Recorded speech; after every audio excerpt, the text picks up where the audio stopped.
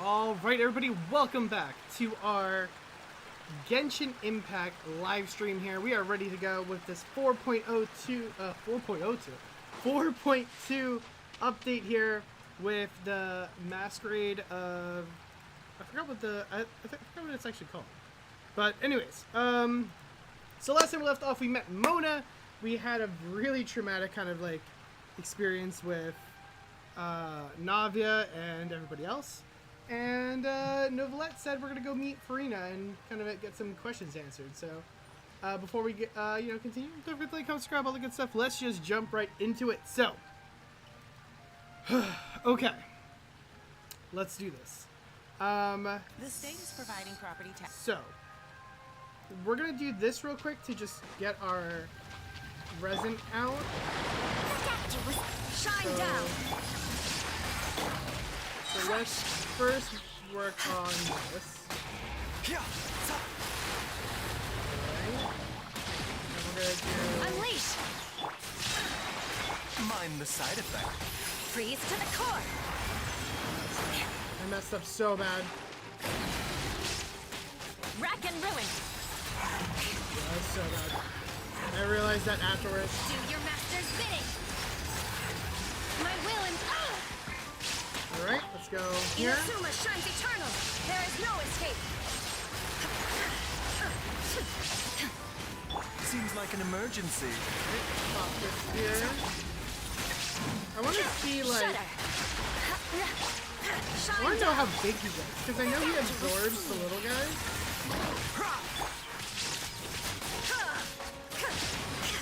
Obey. Beg for mercy. I can't believe I Illusion missed shattered. that ult.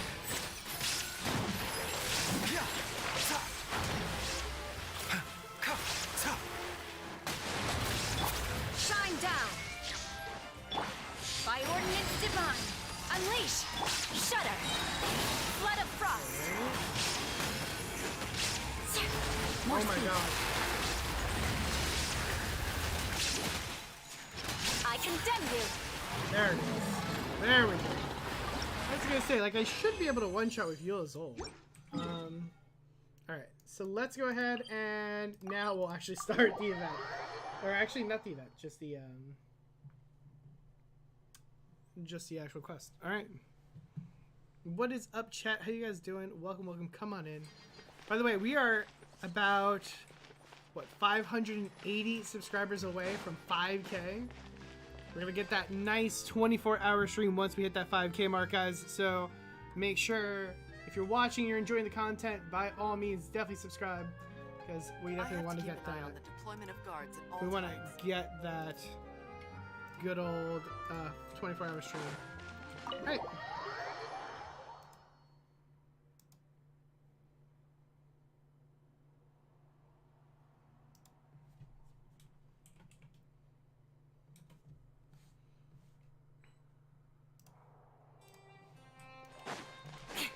Alright.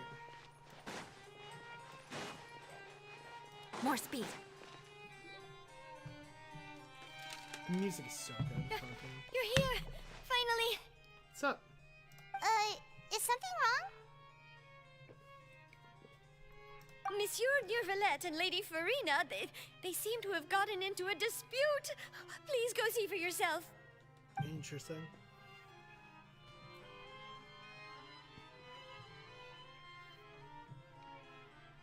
Like I said, I've already explained everything. And yet the problem has not been properly solved. There is little space for excuses between us. It is not my intention to offend you, but please, tell me where you stand. You are the Hydro Archon Focalor, are you not? Look at this. This is a list of the victims from the recent Poisson incident.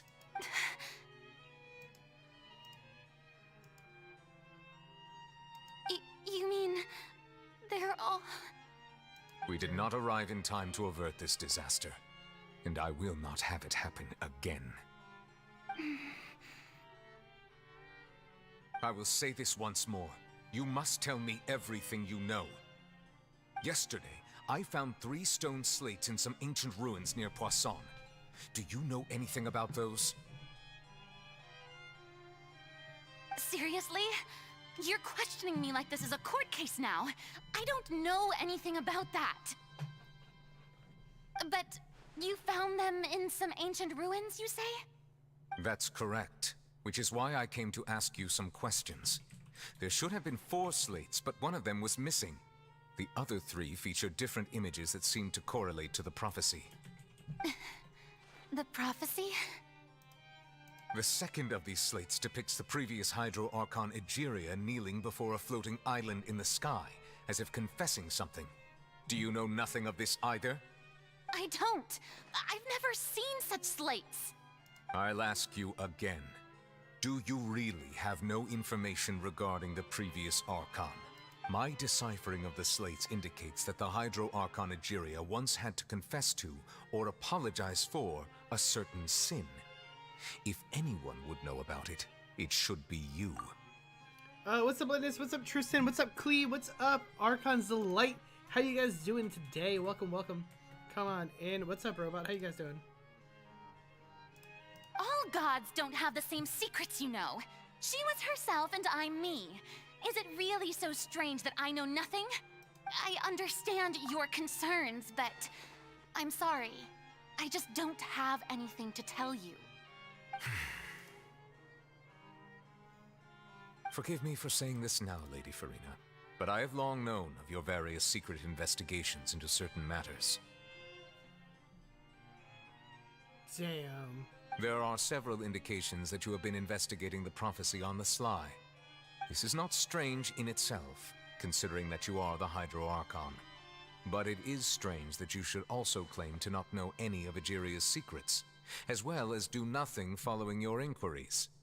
You have never been as superficial as you have presented yourself to be, nor are you a fool.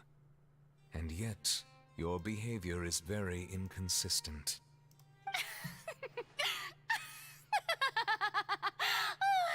So you've been watching me all this time, have you? I didn't think you were that type. Oh? You... Well, since you know about my secret investigations, then you should know I'm actually working to take care of it. There's no point questioning or suspecting me. You're the Eudix, but you're still my subordinate. You should be following my lead. Just trust in me. You're Archon, and do as I say. Never mind whether you can truly convince yourself to or not. It'll all turn out fine. That's all I have to say. We do not discuss this matter again. Oh, the opera's about to start. Toodles! I love Furina so damn much.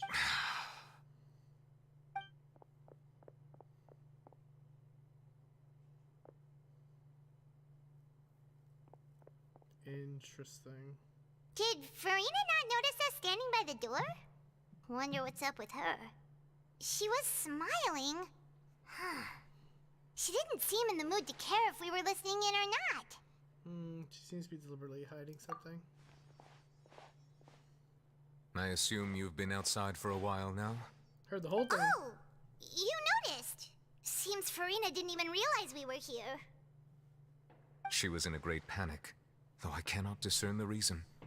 Our discussion reached impasses time and again, a state of affairs that we cannot allow to continue. Still, I do not understand. Dialogue is the basis for understanding, so why did she keep refusing to engage? I'm afraid questions alone might not suffice.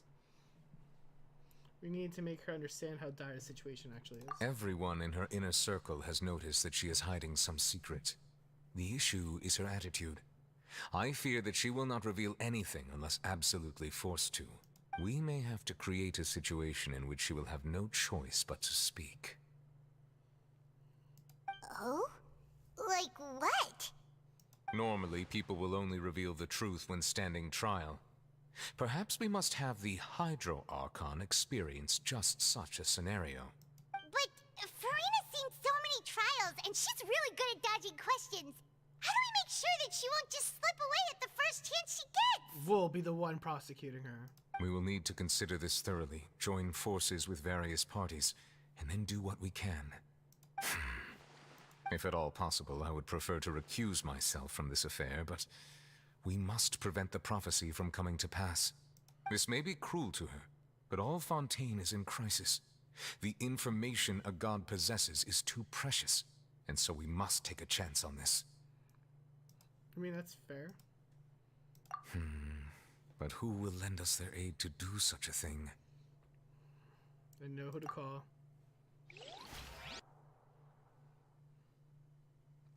A few days later on a boat somewhere in quiet Poisson. Poisson? Poisson?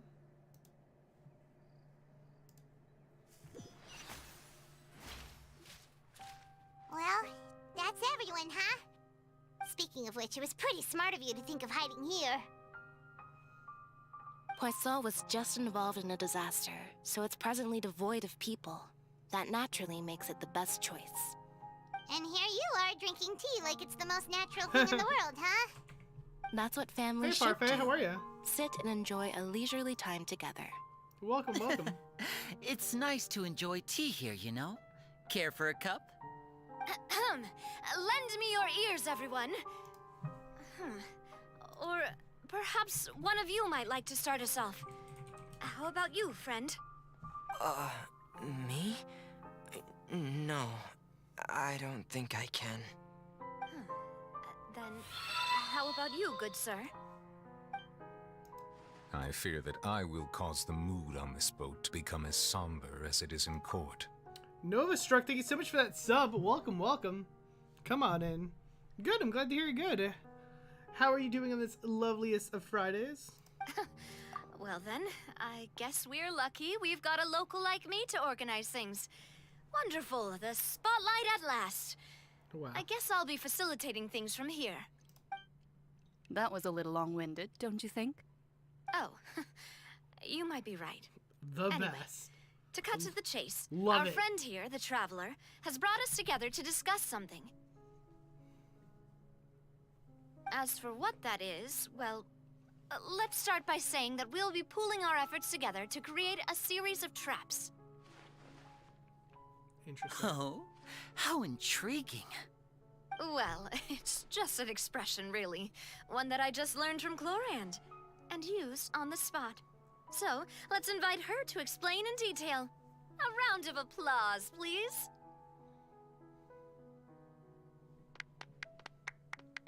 Huh? Didn't you say that you would be facilitating this? Oh, come now. Your work doesn't involve much public speaking, right? This is a good chance to practice.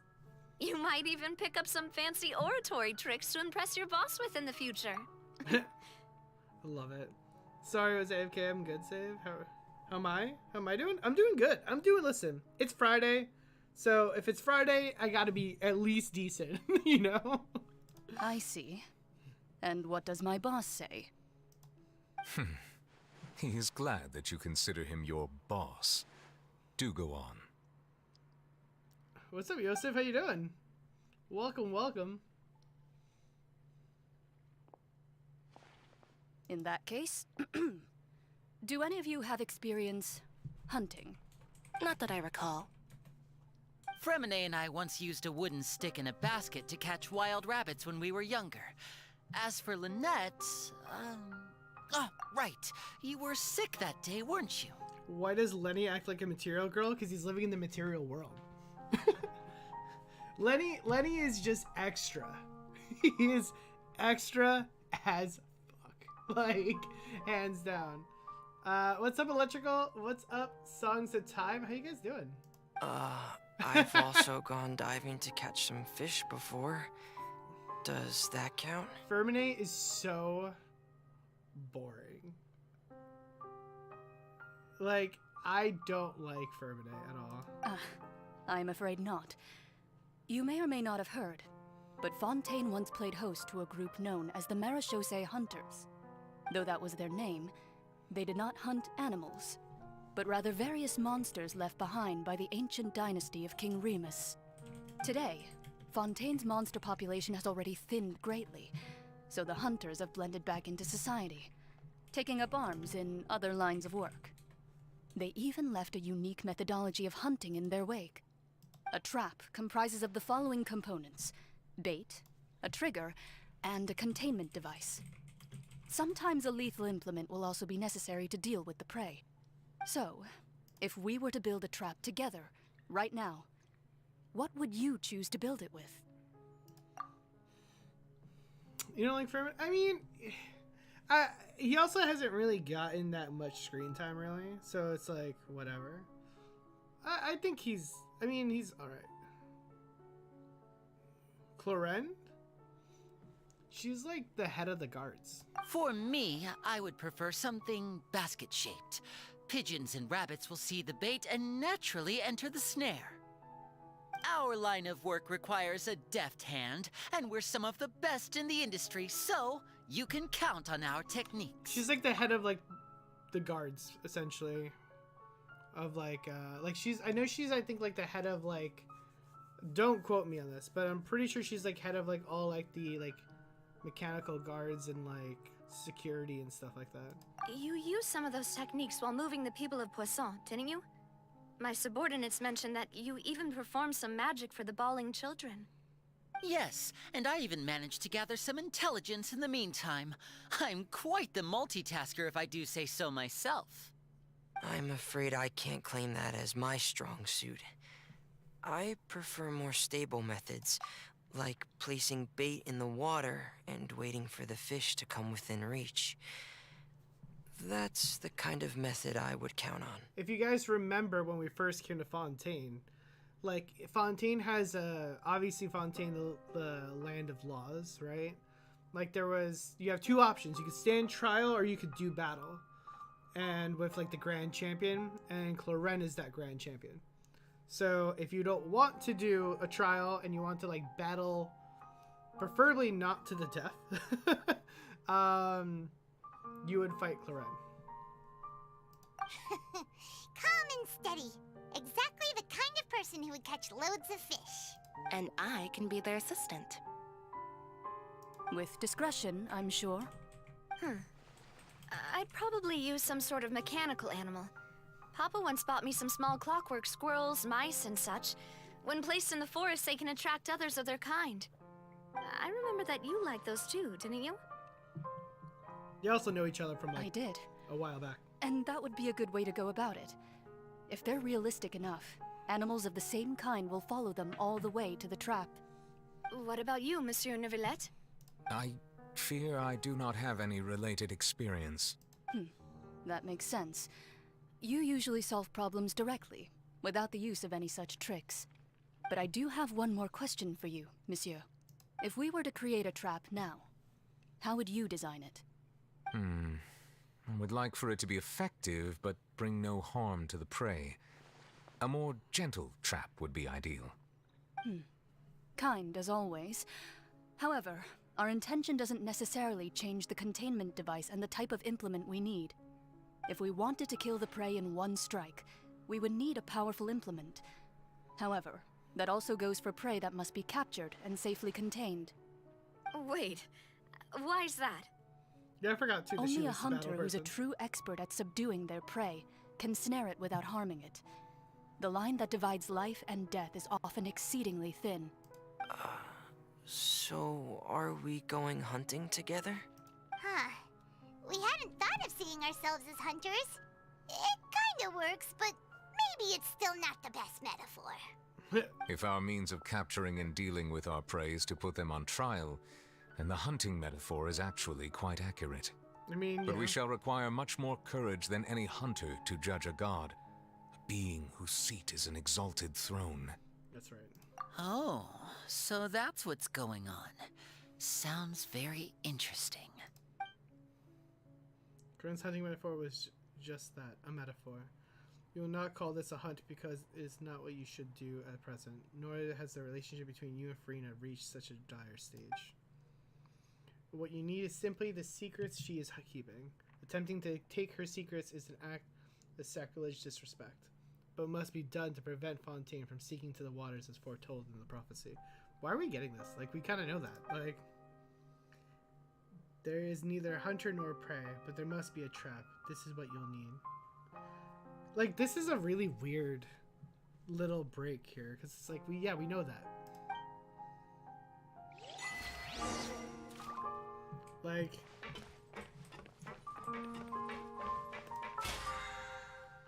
yeah, duh. Like, we know that there's, can we pull?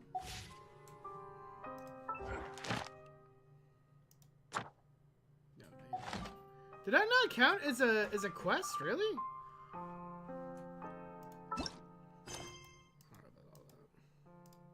Hunter's Profits.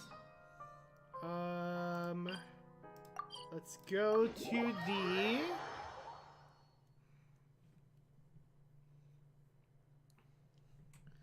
Alright. Oh, Time to shoot. scout. What was that? Like, it just cut my glider early. Alright. Let's go here.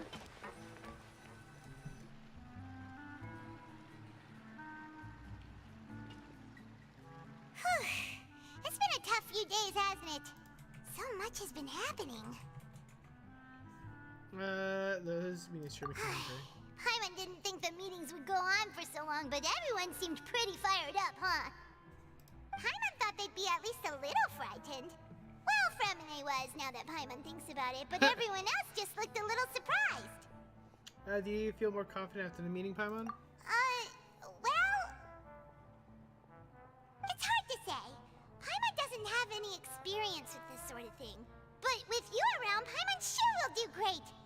After all, you're the most reliable person in the world, aren't you? Huh? I don't know about all that, but... Did you just pour some tea? Paimon didn't notice you doing that at all. No, I didn't. Then what's that? Paimon's never seen that cup before. Don't be frightened. I'm just joining you two for tea. I merely refrained from saying anything till now. Who's that voice? But there's no one here. Ah, have you forgotten me already? Wait, you are familiar. You're the voice we heard from the sky in Sumeru. The voice from the sky, I fear that description is wrong. Though, not completely wrong. Interesting. You're feeling lost now, just as you were feeling previously. I sensed that confusion and thus came to you. Guiding people is an irresistible hobby of mine, after all. And... you were feeling lost and it's just... Who are you and what do you want? Force team change? Alright. So, you get to pick 3 characters, I pick 1.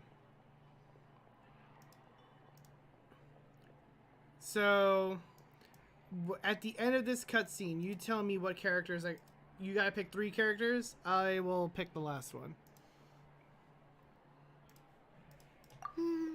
Consider me a passerby, just accepting a commission I'll bring up from the my character, friend's let's see if you can check. disciple on a whim. You'll pick the worst? You gotta pick them though, my guy. So this is the one. So this is Mona's man. Are you friends with Mona's Master? So will the prophecy come The true? prophecy. Yes, what has been prophesized will be fulfilled. Okay, I have Chi-Chi. You may view such things as the history of the future. What? Then is there any way we can stop it? Chi-Chi I traveler. believe you have witnessed a failed attempt with your own eyes. Oh boy. Can everything in Tevat so easily be changed? Mage N. I believe you witnessed failed. Can't really be no exceptions. Ah, so you've caught on. Just as prophecies are usually only the future as seen from the perspectives of the gods, could things be happening in hidden corners where the gods' gaze does not fall? Are the things that you shall see different from the fate that the gods perceive? Alright, got it. I know who you're talking about. What is she talking about? It all sounds really impressive and important and stuff, but it also sounds kind of scary. I have Chi-Chi. Don't worry about it. I believe that you understand, right? Some things are insignificant, but others you must reach out to change. Ultimately, fate shall serve as your only guide, no matter what will happen in Tevat's future. All you need to do is to play your part. Interesting. This was good tea, by the way. Thank you for your hospitality. Well, that'll be all for today. The voice. It's gone. Interesting.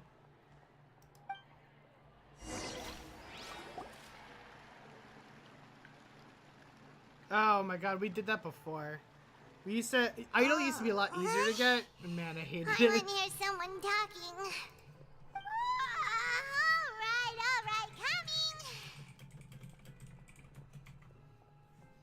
Alright, coming. You're getting more diligent, Hey, it's Paimon. you who's getting lazy, okay? Well, I see I've walked in on some lively banter. Funa! How have you been these past few days? Fine, just fine. I went to take part in that Steambird panel. It turned out to be more interesting than I expected. I forgot how I made it, actually. I think,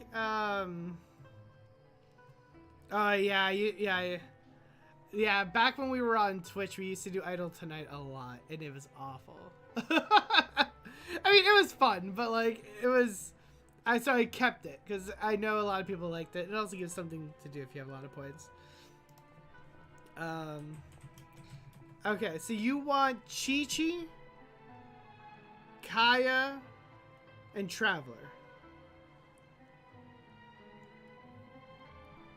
That's what you want. Final choice. For those of you, by the way, who are watching that, not watching live, like you're watching this in the future, like if you catch live, you get free tokens for watching our stream, and you can actually dictate who we play. You pick 3 characters, I pick 1, all that good stuff. So, for those of you who don't know what's going on, if you're watching this in the future. Not all Fontainians are pessimistic All right. about this. I'll change it. One Might have to- journalist mentioned that sitting around and waiting for the end to come would be wrong, and that they should make their own rescue preparations. I agreed, so we had a brief chat with her. Did she have pink hair by any chance? Why, yes, it was Charlotte. You remember her, right? That daredevil journalist. I'm in full support of her view. Prophecies are very important, but how can people allow their lives to be commandeered by just a few words? That's right! Paimon's glad to hear something sensible for once. Ah, yes. About what we had discussed before. I did try, but I'm afraid I couldn't reach the old hag. I like how she calls her the I'll try old again hag. tonight, but I wouldn't get your hopes up. Someone already came Huh? over.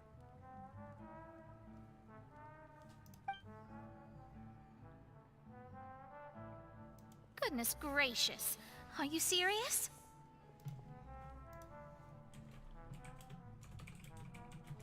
Yeah, so there's this tea glass that started talking to us. It was wild. She said that even the god's gaze has blind spots. Pretty bold if you ask Paimon. Most people would believe the gods to be all-knowing, right? The Hexen Circle members are certainly anything but ordinary. As for the mage named N, the old hag has mentioned her a few times. She said that N's sense of direction is incredible, and that she loves guiding those who are lost. Interesting. But I've never met her. And as in if she North? were still alive, she'd be... Well, suffice it to say that the hag's at least a few hundred now, and N's been around for longer than that. Whoa. The Hexen Circle sounds like a scary group. But they must really stay in shape to live so long. Their abilities alone are pretty terrifying. If she came to see you personally, then the problem you're facing must truly be of great importance. Well, it's not like Paimon could understand anything she said. Yes, she was quite cryptic, but I suspect she means that there is still a way to turn things around. She didn't say when or what that would be, though, so perhaps it is something that you cannot know right now. True, her words were meant to be a helpful hint, but when we realized their value and meaning. was the best answer to my question. Traveler, Paimon, are you two all right? Oh, we're fine. We're just a little down right now. It kind of feels like the end is coming, you know? I see. I feel that same sense of desperation, too. I guess you could consider me someone who has often witnessed fate. So far as I have seen, it cannot be swayed. But even so, I still hope for, and believe in, miracles.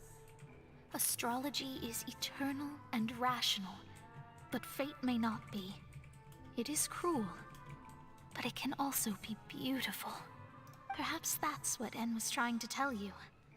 Not to lose heart, and to believe that what you are seeing playing out before you is not yet set in stone. I did originally think of steering clear of all this, but I couldn't. Even if this is all futile, I still wish to help everyone. If we don't struggle to the last, then how can we face the end when it comes? Huh. You do have a point.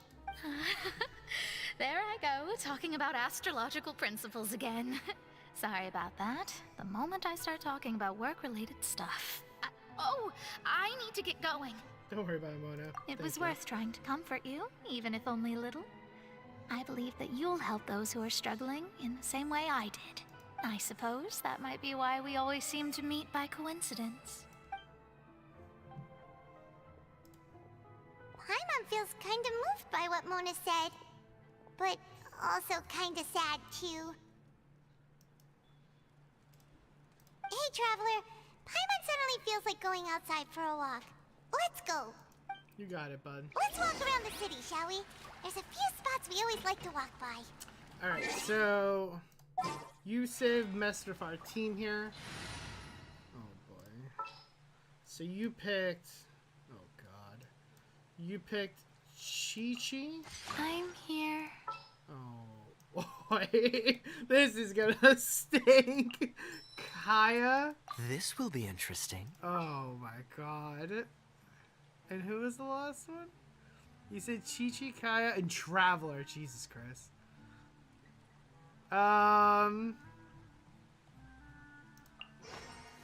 This world is full of unsolved mysteries. Oh my god. Are we getting a 5K? Yes. At 5K subscribers, we will do a 24-hour stream. Alright, so now I picked the 4th. Jesus Christ. Who's going to work with Chi-Chi, Kaya?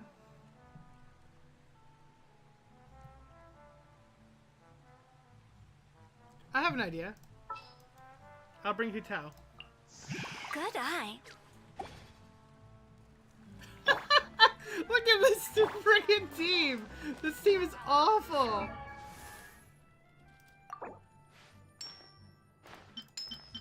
Alright, hold on.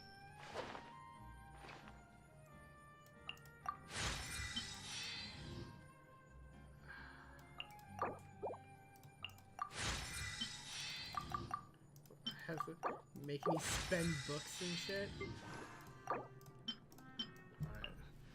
I wasn't planning on leveling up Traveler to 80, but I guess I will for now. Jesus. Oh, he has a level 3 sword! Alright, I won't steal a sword from somebody, because I think that's cheating. Oh my god. This is bad. Cinnabar Spindle. He has a level 3 sword. I think Traveler has a level 20 sword. Oh my god.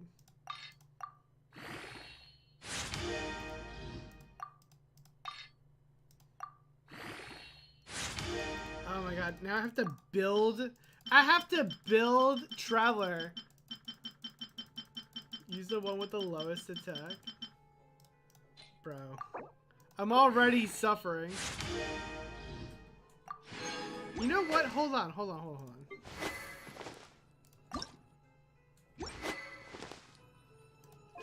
The funny thing about it is that you picked Chi-Chi, but Chi-Chi's not bad. I'll take the Chi-Chi. Alright. Let's because I know you redeemed it, and I don't want to You redeemed it, and I don't want this to just be cutscenes. So let's go fight something. Oh, it's gonna be so bad. Let's go here and try to get the waypoint. I think this can work. I think this actually might not be the worst team. Oh boy, dude, I don't remember the last time I even like looked at Kaya. All right.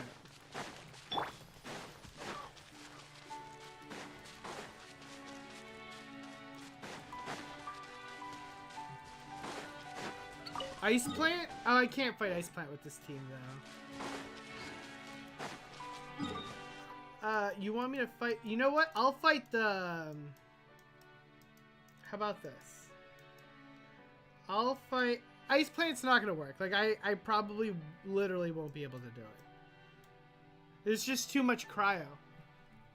But I will... How about this? I will try out the Electric Cube for you. I'll give you the Electric Cube. I'll give you the Electric Cube. I don't know if that's any better or worse.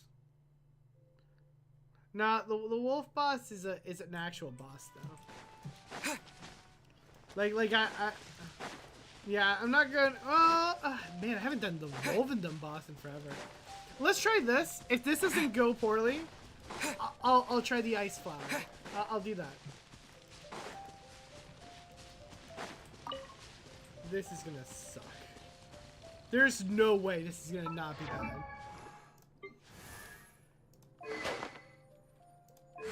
His abilities are level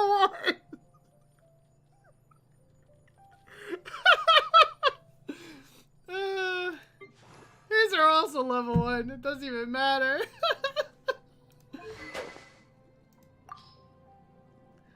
Oof.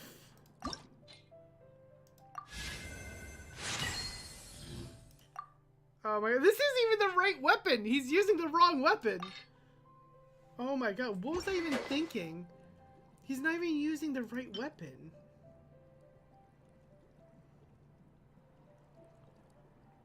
Oh boy.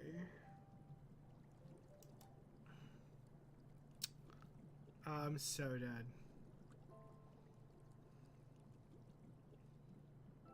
Well, I'll do this. I'll keep this for now, because I need a weapon. Like, I just need a weapon. There's nothing else I can do. I mean, at least they're level 80.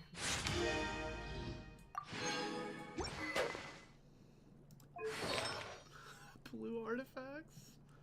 He doesn't even have artifacts!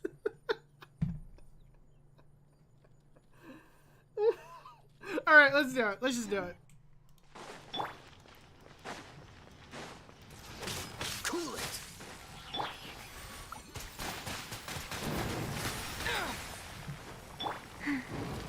Go. Oh, I can't hit her. I literally can't reach. Faster. See? Higher, higher, hands on fire! Dodge this!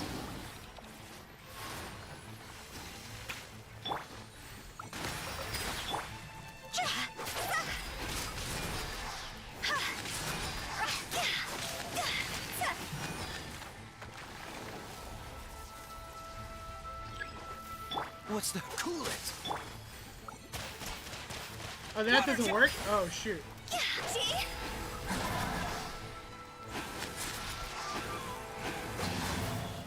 Oh my god, I'm not gonna be able to clear it. Nope, I couldn't clear it in time.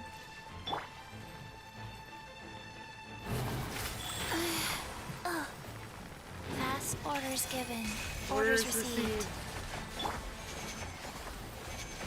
Freeze!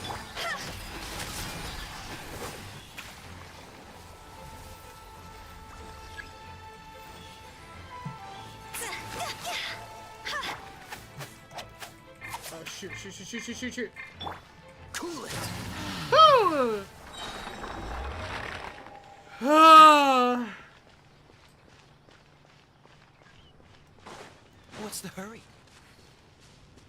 Haha! Let's go! Alright. You know what? Let's try Ice Plant. We can try Ice Plant. We can try Ice Plant. I feel comfortable with Ice Plant. You've been outplayed.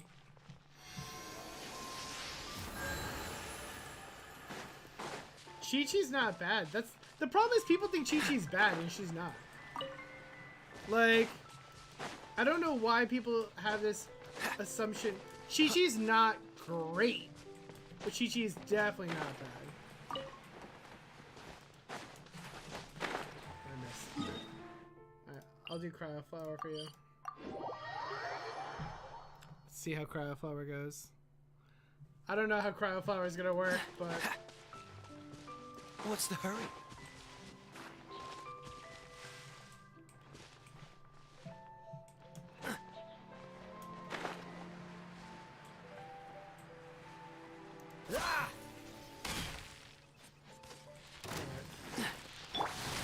Go! Bombs away!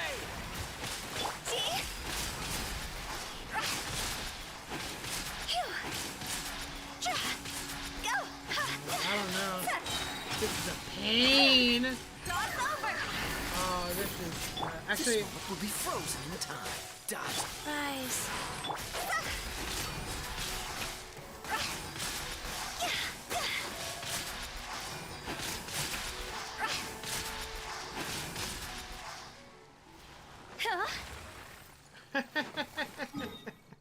There you go. There's Cryo Flower.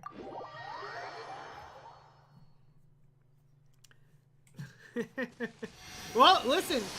To be fair, so the reason why I chose Hu Tao was so Kaya. Okay, so Kaya's not great, but Kaya's ult, which does the AOE,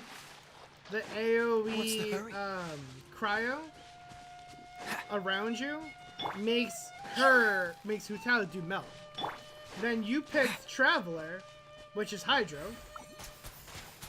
So I can do, I mean, he's not great, but like, and then Chi-Chi's a healer.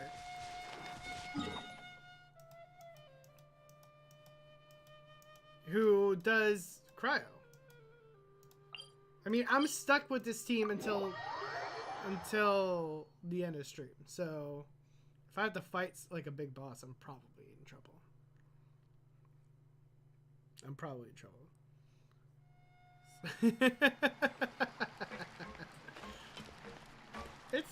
It's good. It's all good, my guy.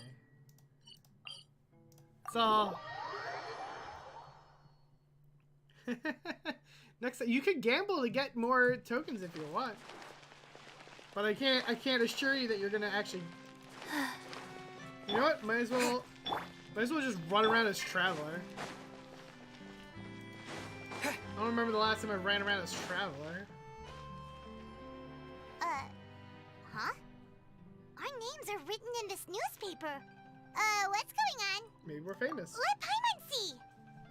The underwater stronghold, the Fortress of Meripede, has continued in its noble autonomy, but that does not mean that others cannot interact with it. My recent attempts to enter the fortress bore little fruit. Huh. Guess Charlotte still hasn't given up on that. Thus, did an Outlander friend become the focus of this report? A blind adventurer with their white fairy, legends trailing in their wake. It is said that this mysterious traveler once visited the underwater fortress. So while the fortress's interior remains a mystery behind closed doors, do not fear, for the tales of the traveler contain surprises in spades. Journalist Charlotte's biggest scoop yet, the Traveler's Trail, World Walker. Huh. Charlotte took so many awesome photos of us and we never even noticed her. She hasn't been able to get a hold of anything at the fortress, so since we're easier to find, she's using us as the subject matter instead? Ugh, seriously? Well, fine. Those headlines and photos do look cool, so Paimon will forgive her this time.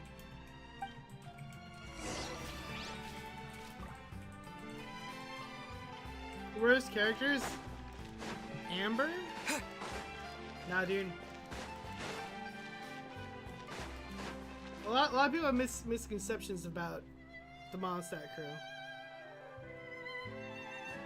We're here! Paimon's hungry. Should we go in and get something to eat?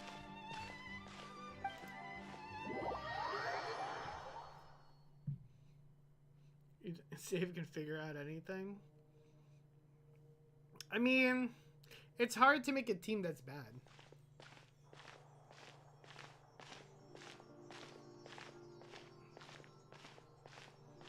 Hey, quick!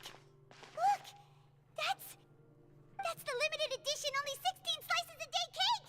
It hasn't already sold out? It was so delicious the last time we tried it! Despite the tense situation we were in, let's give it another go. Paimon's sure it'll be great! Let's get, can't let anyone get ahead of us. 1 slice of cake, please. Someone showed up after all! Oh, wait, you're the one from the Palais Mermonia. Oh, are you here to buy cake too? It seems Monsieur Nervalette was right. You really can eat. Wow! Wait, did he really say something like that? That's right. Even he has his own preferences when it comes to food. As for me, I love the cake and coffee here. Do you come here often? Usually every day. Interesting. Every day? It's part of my daily schedule, apart from work. I shall have my cake and coffee. Then what if someone told you one day that this place would be closing soon, and you wouldn't get to eat cake here anymore? What would you think? But why would it close? Well, Paimon doesn't know either, but maybe the waters will rise tomorrow. You know, like in the prophecy. Oh, the prophecy.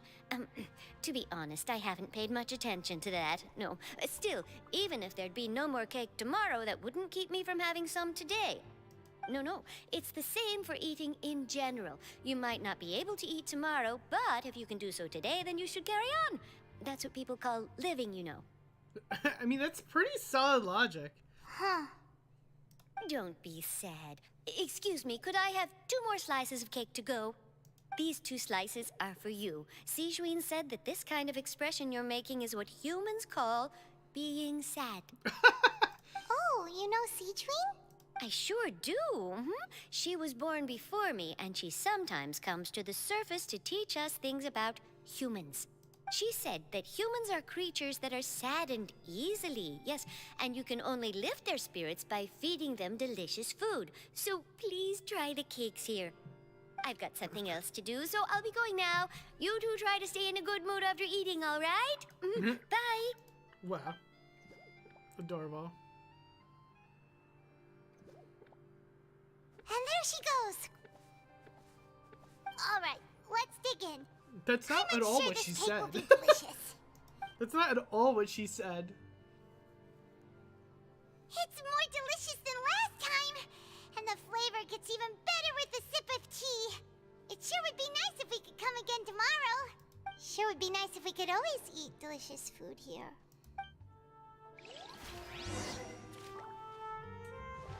Alright, before we leave, let's talk to the host real quick.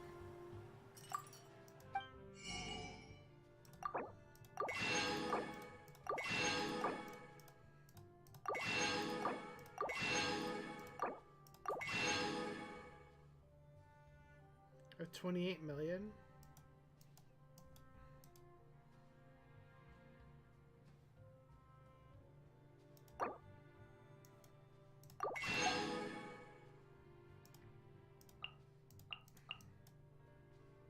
I wanted to make sure I bought.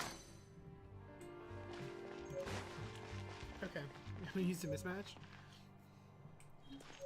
I feel like regardless of what you try to, like, there's always a combination that exists. Somehow, some way, there'll always be a, you can make anything work. Oh, we're near the Steambird office. Let's go look for Charlotte and have a chat. Realistically, all you're doing is swapping out Chi-Chi for Amber. Are you sure you want to do that?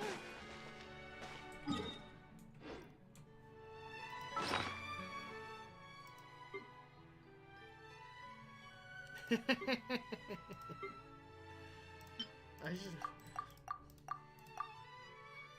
Oh, definitely don't want to use that. Look at that, we have all 3 cakes from our birthdays.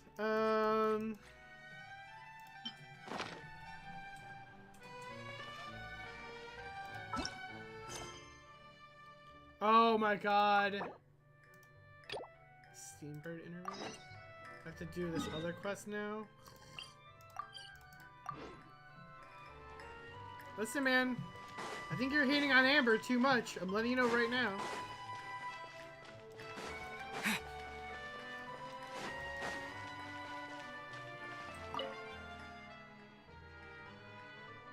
Truly spectacular weather. Yep. If only the weather was cooperative every day. Speaking of which, troubleshoot position. I am. Cypher mode. Would you like to know? Observation. Every citizen who comes to see seeking help appears anxious and jittery. For those who are fortunate are all the same. Fellow victims of misfortune will have all their woes. You need not to worry. Those who seek assistance from others via tales of humanity. Oh, look at the patch conditions. Oh. Hey, look at that. Wait, was that steak tartare? Oh, okay. Damn.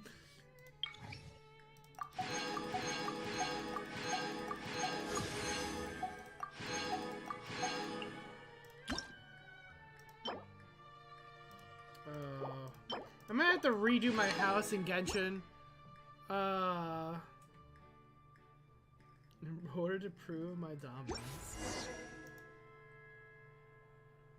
I got a few commissions. Alright. So this is the commission lady. Alright, so I don't care about this. But it's good to know this is the commission lady.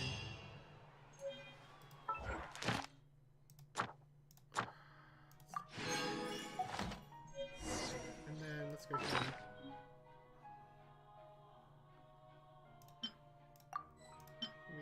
This and this. Yeah, I'm assuming we'll get a Fontanian thing. Oh. Wow! If it isn't the Traveler and Paimon! I love Charlotte. Have you seen the article I wrote about you? Ha! You've got some nerve! You just used us to make some quick mora! Can we negotiate a profit split? Oh, you needn't worry about that. I heard that you were in Poisson some time back, so I sent you a letter to discuss just that. It appears you didn't receive it, though. It's all right, though. I've set aside the amount intended for you. I've even set the table with some food. Really? Oh, you're the best! Love Charlotte. You're almost a little too easy to win over, Paimon. If I were a journalist with ulterior motives, you'd be in trouble now, you know.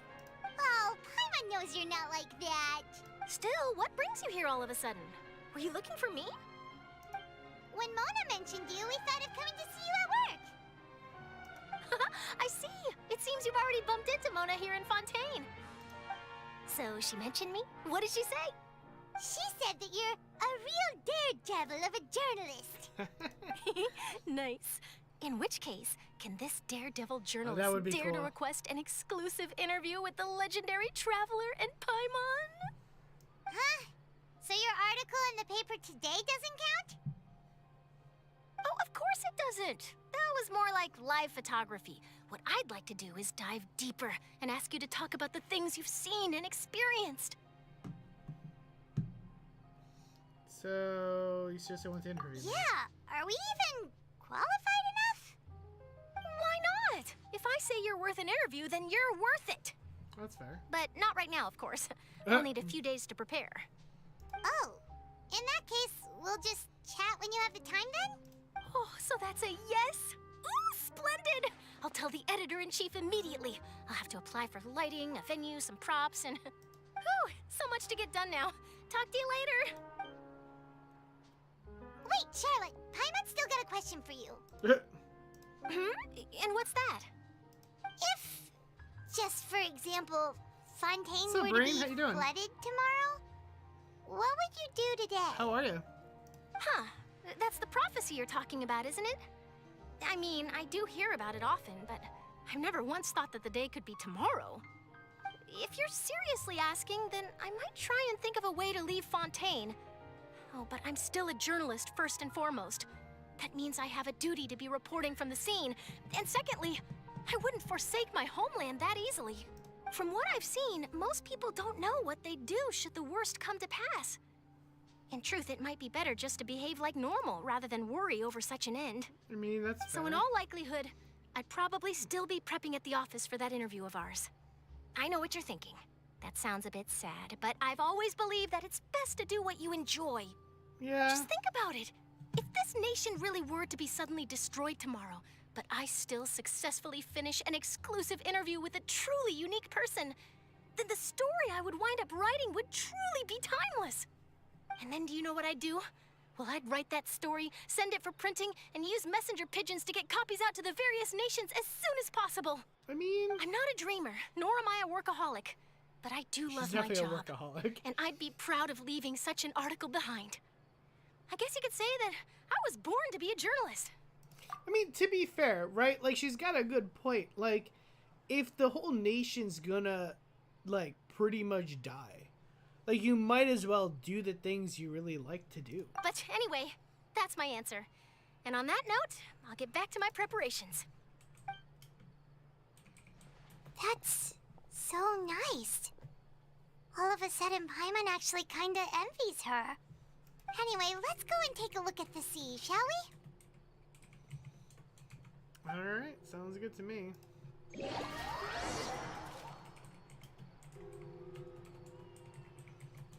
Alright. It hits hard. Sea It's breeze true. and scenery can be a pretty soothing combo, huh? It's very true. Paimon's been thinking, Yes. if it wasn't Fontaine, but all of Tevat that would be destroyed tomorrow, where would we go and what would we do? No, Paimon should ask, if you could choose, what would you like to do? If I could choose, huh? Just like Charlotte said, suddenly trying to consider what to do is pointless. We've always been moving to the next destination, so we haven't spent much time thinking about these kinds of things. We didn't have to either, with us always being on the road and whatnot. Till that moment comes, I think I'll keep journeying on. You mean, still traveling? Yes, cherishing every single moment that I have to look upon this world. Huh. Wait, isn't that what we've always been doing? Yeah. Banter goes back and forth between you two as time slips by. As night falls, you return to your accommodations to end this busy day. The next few days are just as calm. Charlotte comes to find you and conducts the interview in the Spina de Rosula's safe house at the Florentine. Navia, having finished her business in Poisson, even drops by to take a photo with the two of you. All goes well. It's cute.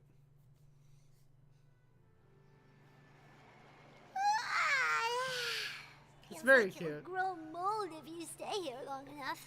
I mean, yeah, it's very dim. But it's still better than the Fortress of Mirapede, that's for sure. It's not only damp there, but salty too. Ah, so the two of you are still here.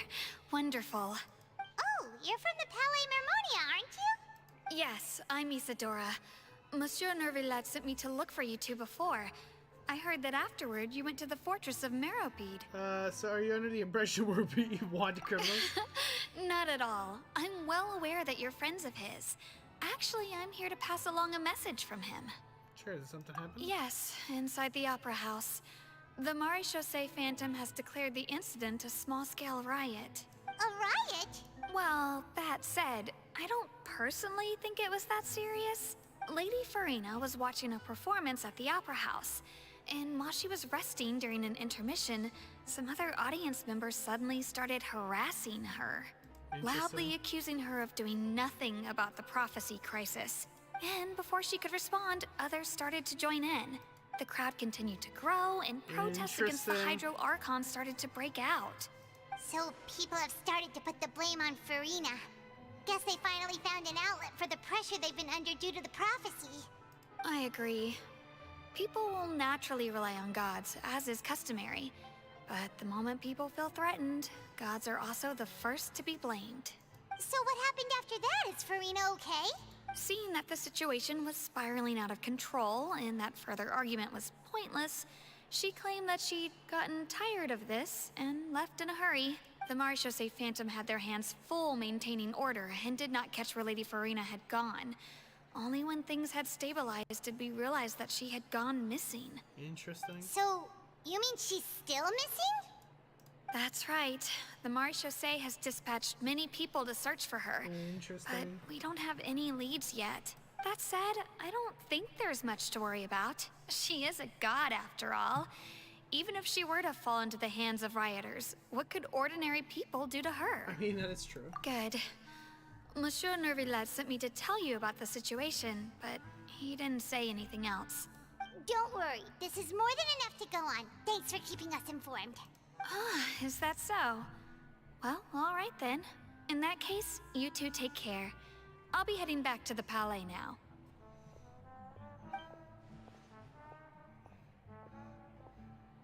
Well, sounds like we should hurry over to Poisson then. Alright, let's If go. we know Furina, she won't try to fix things in this situation.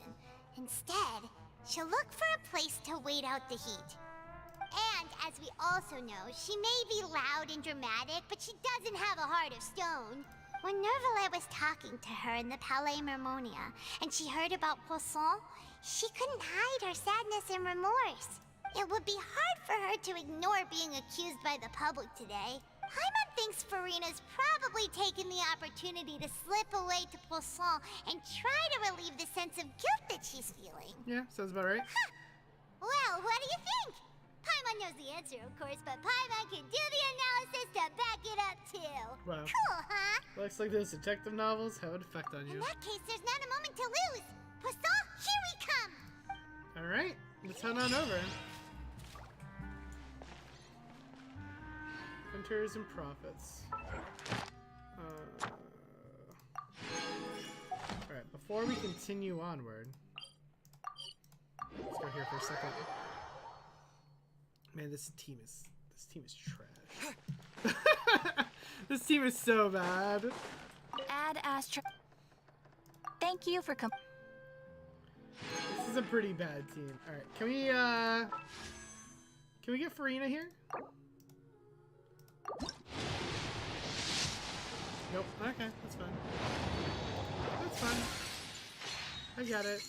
I got it. The answer was no. The answer was absolutely not. Get back in line, they said. There's no cooking thing here, is there? I was gonna try to squeeze out a, Nah, can't do it. I was gonna try to squeeze out a, like a regular pull from the battle pass thing, but it's not worth it. This place looks deserted. Guess all the survivors must have evacuated already. All that's left here are signs of devastation. Could Furina really be here? Let's try to find her as soon as possible. She's right here.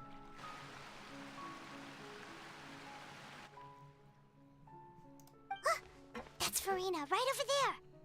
She really is here all on her own. Punch. Shut up, Paimon. Should I just give up? This is all meaningless. What was meant to happen did happen after all. Everyone's dead. I'm sorry. I am so sorry. Give up, Furina. There's no point in holding out. I'm sorry. But what can I even do other than to repeat meaningless apologies over and over? Furina. Who's that? Don't worry, Furina. It's just us.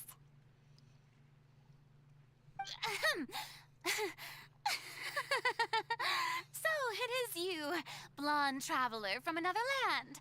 Why, I almost thought you were someone from that mob of my ignorant subjects. Come to kneel and beg for my forgiveness. Furina, You were crying just now, weren't Furina, you? Furina, we just saw you. The tear stains on your face are obvious. What do you mean, tear stains? Oh, I remember. The show at the Opera House earlier this morning was so moving. I'm still trying to process it. Who did that uncivilized rabble think they were, disturbing my enjoyment of the arts? They even dare to tout their Archon.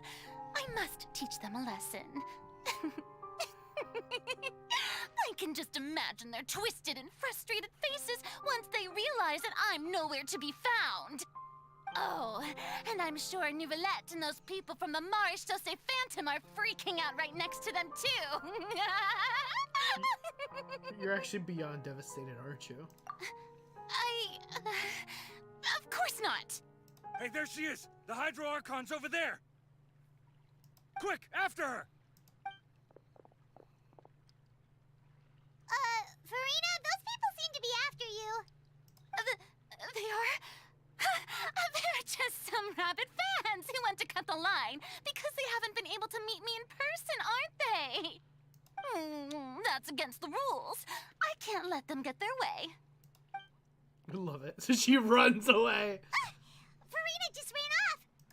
After her. Quick, we have to catch up with her.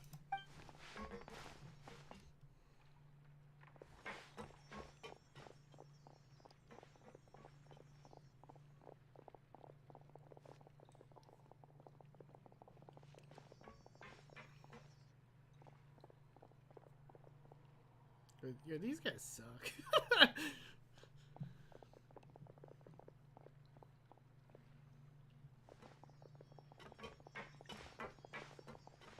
This should be the place, right? Hey, Furina! There's a good hiding spot over here. Quick, come to Paimon before the rest of them catch up to you.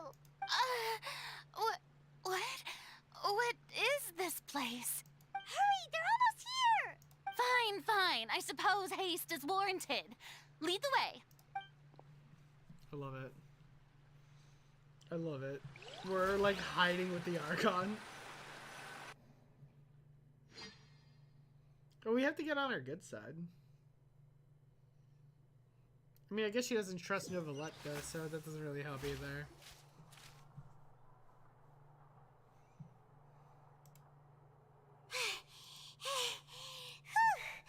Paimon's exhausted.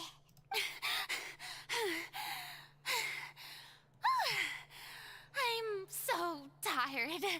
I totally thought they had caught me. No, I mean, I merely gave in to the sheer enthusiasm they displayed. You might want to lower this. You're right. Yep, that's a good girl.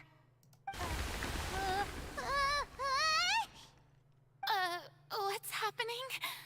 The ground's shaking. Is it an earthquake? No disaster just struck. Yeah, a quake of this kind preceded the flooding in Poisson, didn't it? It can't be. It's happening again.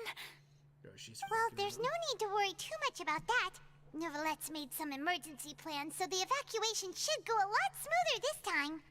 Yeah, I hope you're right. But the people of Poisson, they've already...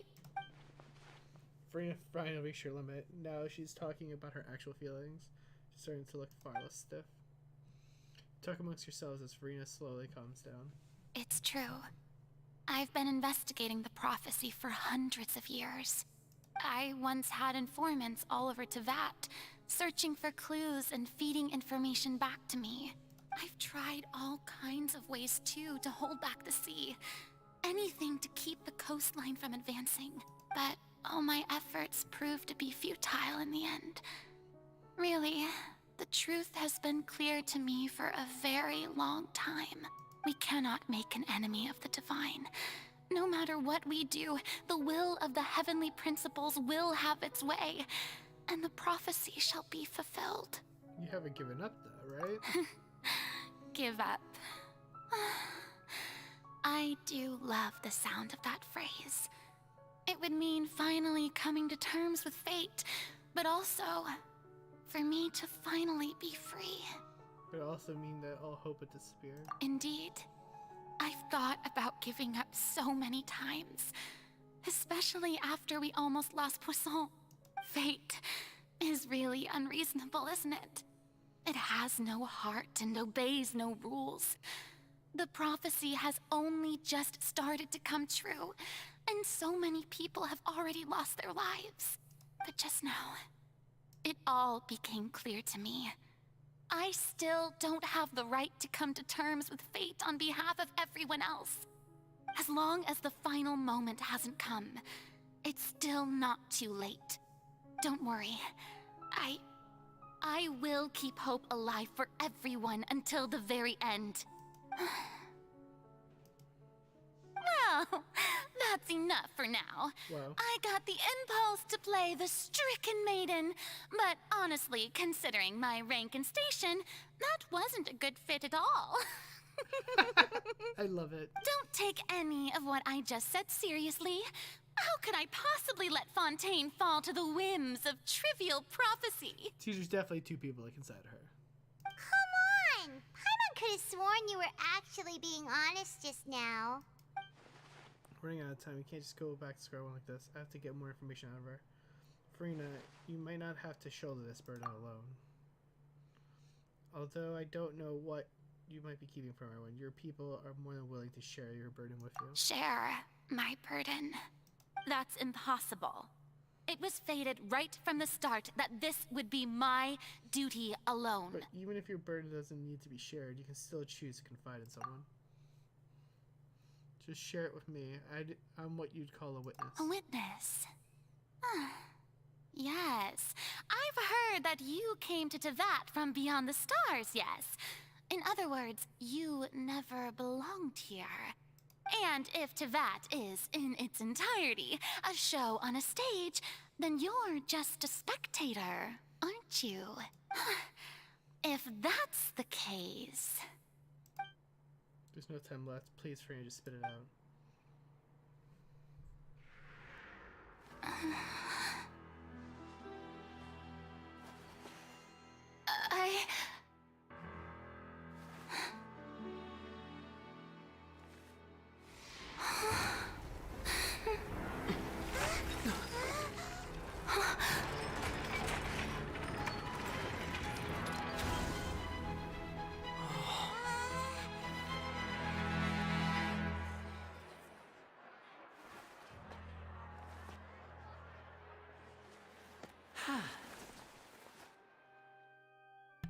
Oh no, we were gonna learn the truth and they do this to her? Ladies and gentlemen, this concludes my opening performance. Now, without further ado, we may proceed to the trial of our god. So this is what it is. Yes, you deserve praise for the effort you took to raise the dramatic stakes. Do not forget, however, that I am Fosalor, the god of justice, the embodiment of justice itself. Does it not strike you as even the least bit absurd to bring the very concept of justice to trial? May I interpret these words as your refusal to stand trial? In that case, you will have the opportunity to defend your honor through a duel. You would draw your blade against a god?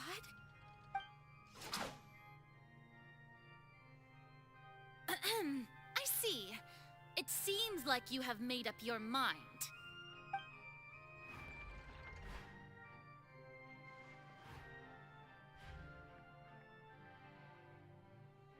Paimon can't believe it. She just surrendered. What the heck is going on? Did I just see an Archon surrender to a human? Wow, how utterly humiliating. Lady Furina, what is the meaning of this? It would seem that there has been a misunderstanding. To be clear, the raising of both hands is not always an indication of surrender. Looking for excuses again, huh? I raised my hands just now to indicate my acceptance of the trial. No duel shall be necessary. I will admit that I've been running away for a long time. I'm sorry, everyone. I was unable to protect the people of Poisson. It is my duty to stand trial for my crimes. You are not the only ones to be disappointed in me. I, too, am exceedingly disappointed in myself. But now, it is time for the Hydro Archon to show you her courage and resolve. I, Furina, will use this trial to show the world the true meaning of justice! Jesus, I love her. This time, I will protect you. Applaud and rejoice. One of the most outrageous and fantastical arcs known to the opera epiclese is now unfolding before your eyes. Mark my words. This shall be one of the most exhilarating and brilliant shows ever to grace the stage of Fontaine. The trial of the Hydro Archon, Focalor, will now begin! Woohoo! Oh, now we're making history. Interesting. Why He's does like, it feel like Furina just took over the whole thing? Like, come on! Didn't she just get forced to stand trial for her crimes? no, but it's like Also, this even though bitch. she's still acting super dramatic, she is taking this seriously this time, right? I mean, she's on trial. All right, then. Who will be my opponent in this trial? The court asks the prosecutor to please take the stand. Thank you, Your Honor. Is that so? Oh. Very well. Then please speak, witness of Tivat, my accuser and fated opponent. We're so close to getting her to tell the truth, and it still turned out like this in the end. It's okay though. As long as we can defeat Furina in court, we still have a chance to figure everything out.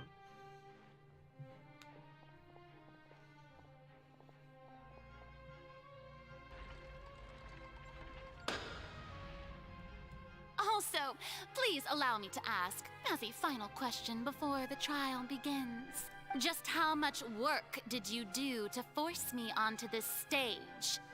Well, we did do a lot of prep after the meeting that day. I can go over the tasks assigned to the Spina di Rosula, since they were rather straightforward and easy.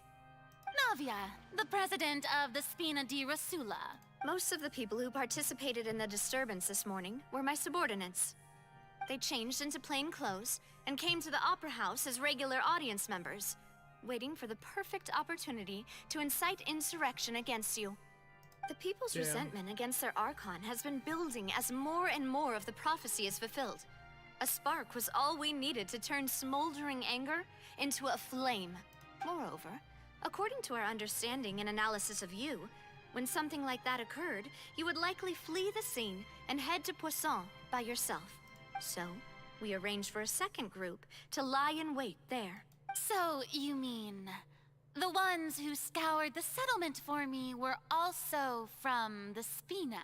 And their goal was to force you to step into the giant magic box so you may personally participate in the greatest magic performance in all of Fontainian history. That's right. That house was a magic box, rather than someone's residence. As the super ultimate version of the setup that I used when I first performed at the Opera Epiclese, the volume of the box was increased by a whole order of magnitude, and the distance it traversed was the entire gap between Poisson and Aranias.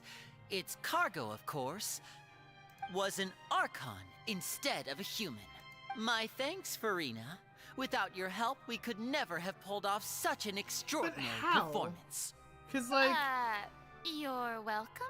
cause like he doesn't actually have magic. So like, how did that? Of course, this performance was only made possible with Father's support.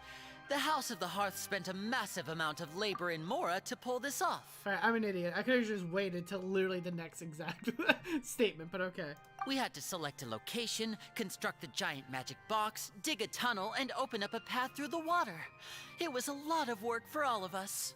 So, in other words, the earthquake that we felt within the giant magic box was just a normal tremor from the transportation of the whole house?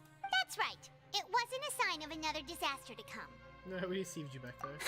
Then, I can guess Nervilette and Cloran's parts. You gathered a crowd, prepared a stage, and made sure that the champion duelist would be immediately ready for a fight. Also that as soon as I appeared on the stage, the trial may commence without a hitch. Am I right? Yes, that is correct. Well, Chlorand, I must commend you for your courage. Only the most outstanding champion duelist in all of Fontaine would accept a duel with an Archon without flinching. Thank you.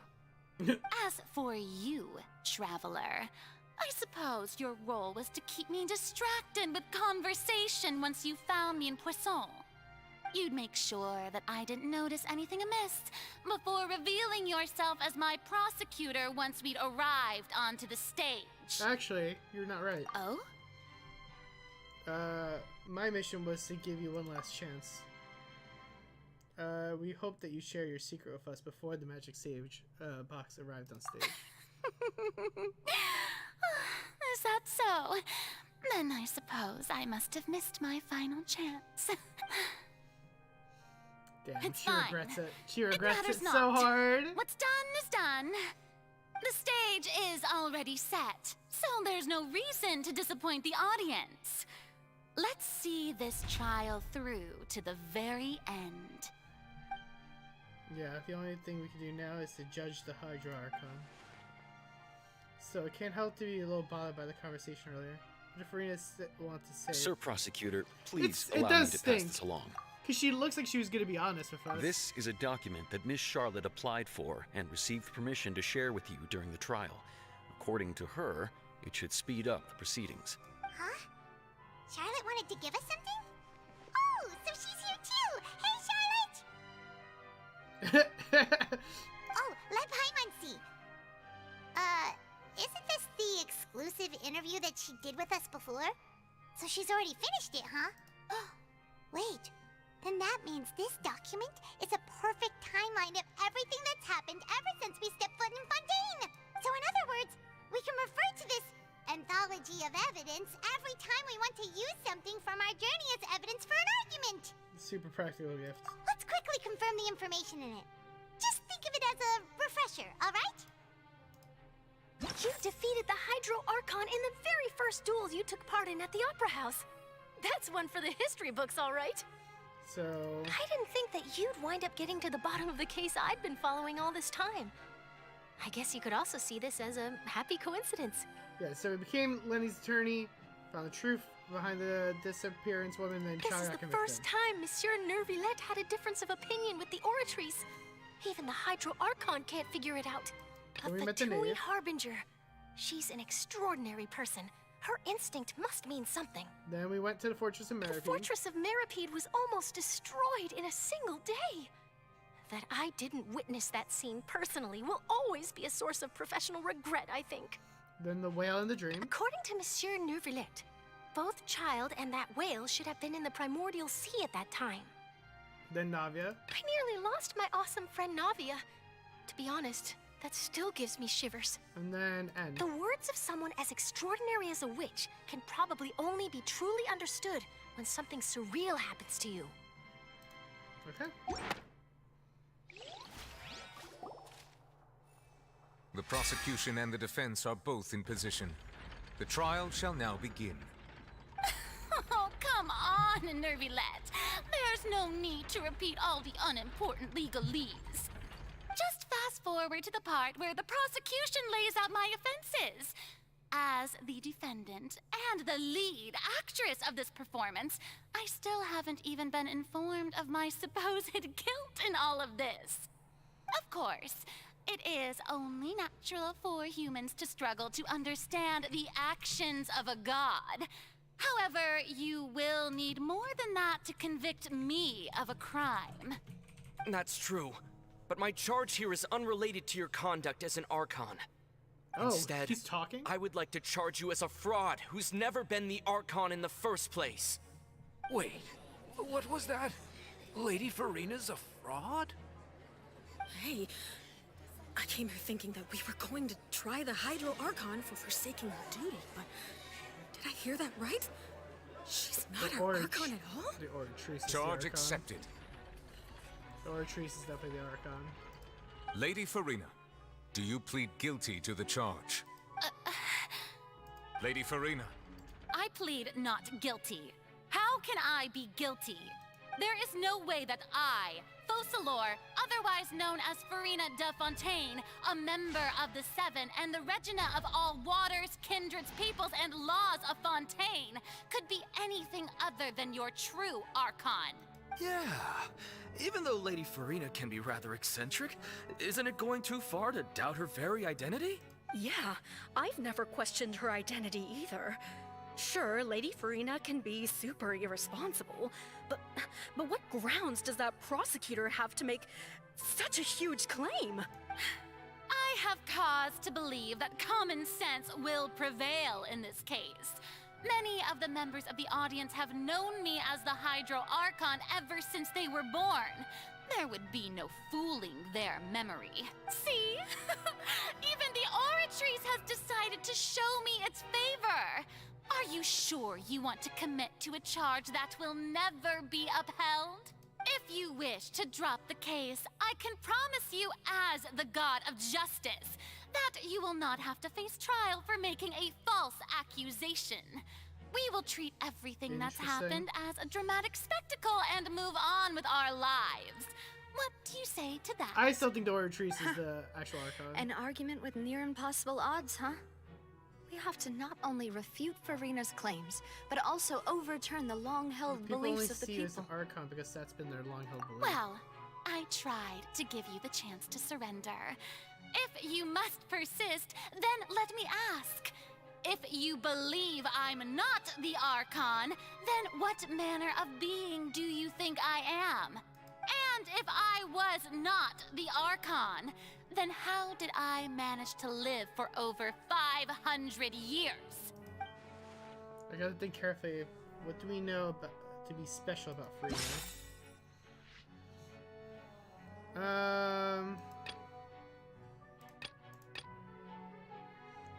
Please child to be innocent, or choose guilt him.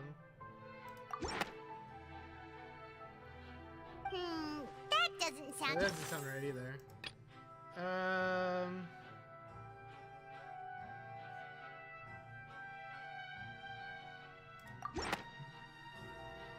First of all, you may be a member of another long-lived race, which would allow you to naturally possess an extended lifespan.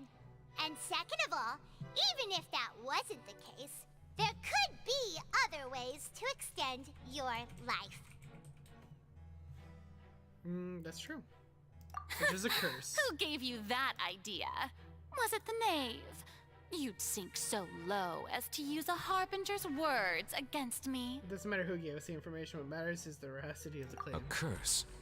I once thought it possible that the aura of an Archon might naturally resemble a type of curse. But in light of this claim, perhaps what I sensed was not your divinity, but a curse after all. You sensed it too, huh, Neverlet? So, Furina, instead of an Archon, could you just be a cursed human? Lady Furina is actually a human? Well, it is true that it's extremely difficult to tell humans and gods apart just by looking at them. It's not impossible.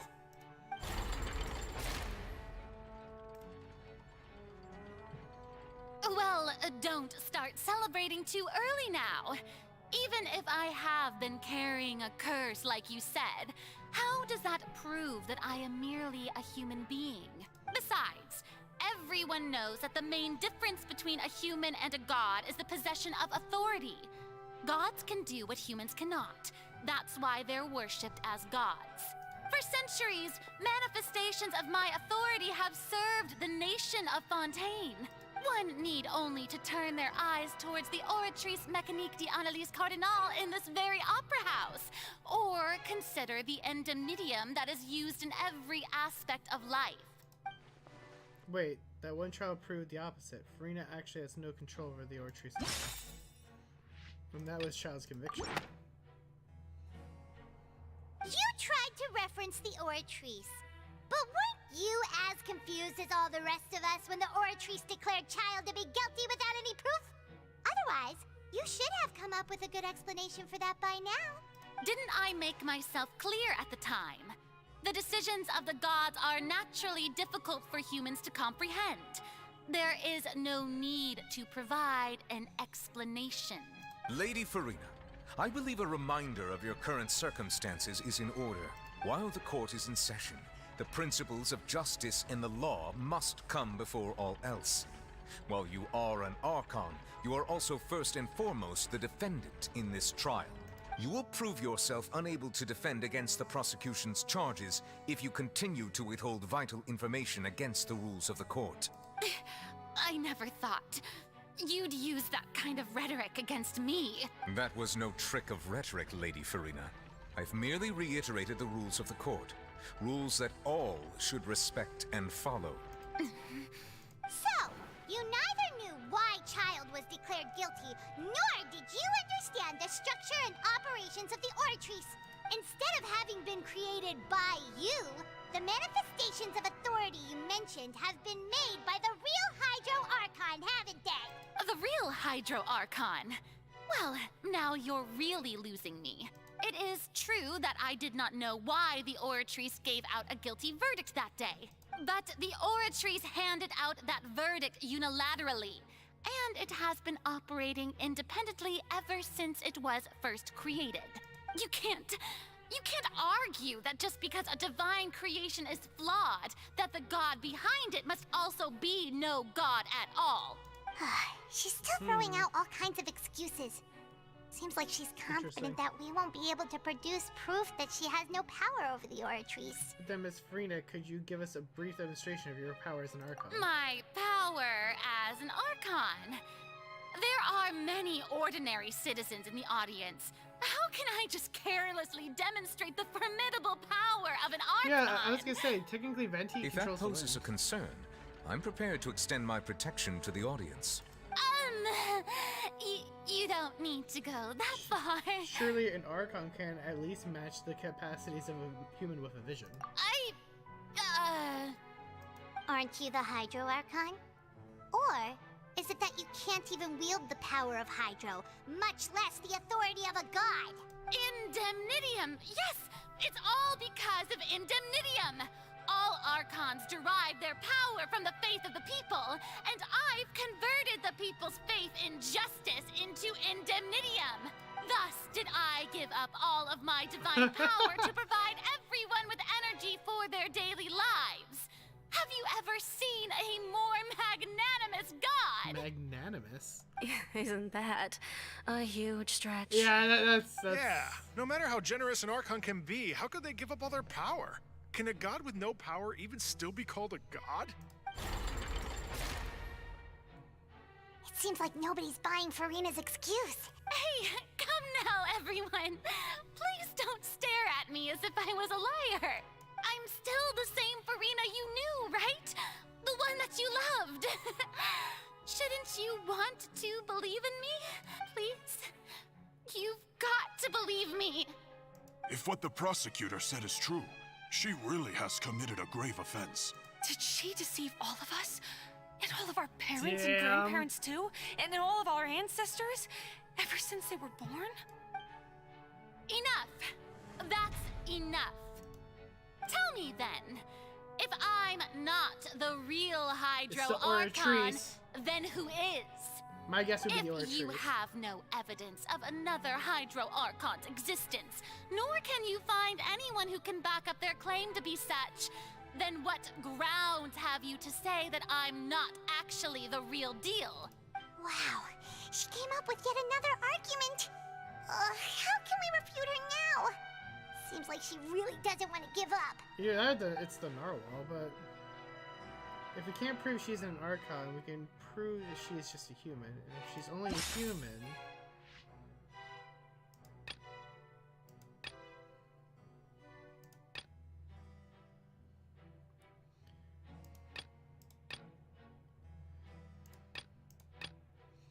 My question is... if she's a human, can we just put the water on her? That doesn't...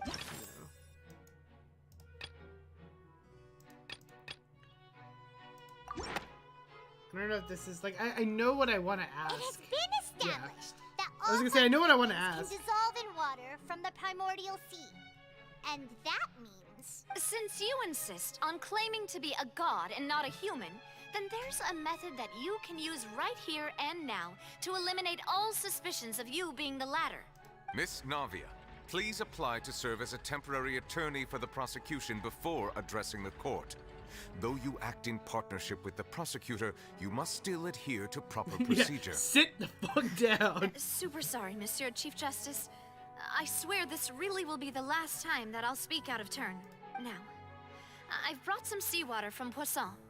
As everyone knows, a massive flood struck the area not long ago, taking many lives, including those of some of my closest friends.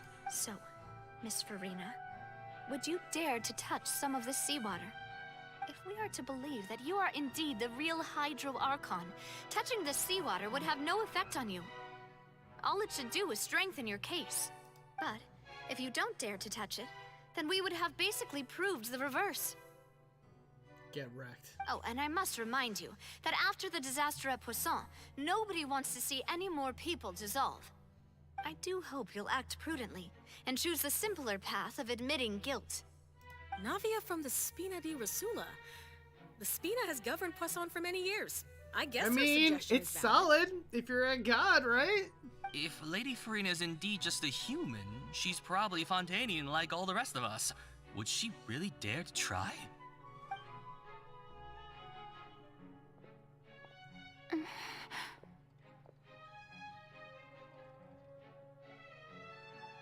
Furina? Lady Furina, this test has been unilaterally proposed by the prosecution. As it falls outside the realm of standard court proceedings, you possess the right to decline participation. Well, of course he had to tell her that. But refusing to participate is basically the same as a confession of guilt. I mean, yeah, She's just staring at the water without saying a single word. It really does seem like she's quite terrified of it. That could only mean... What's going on?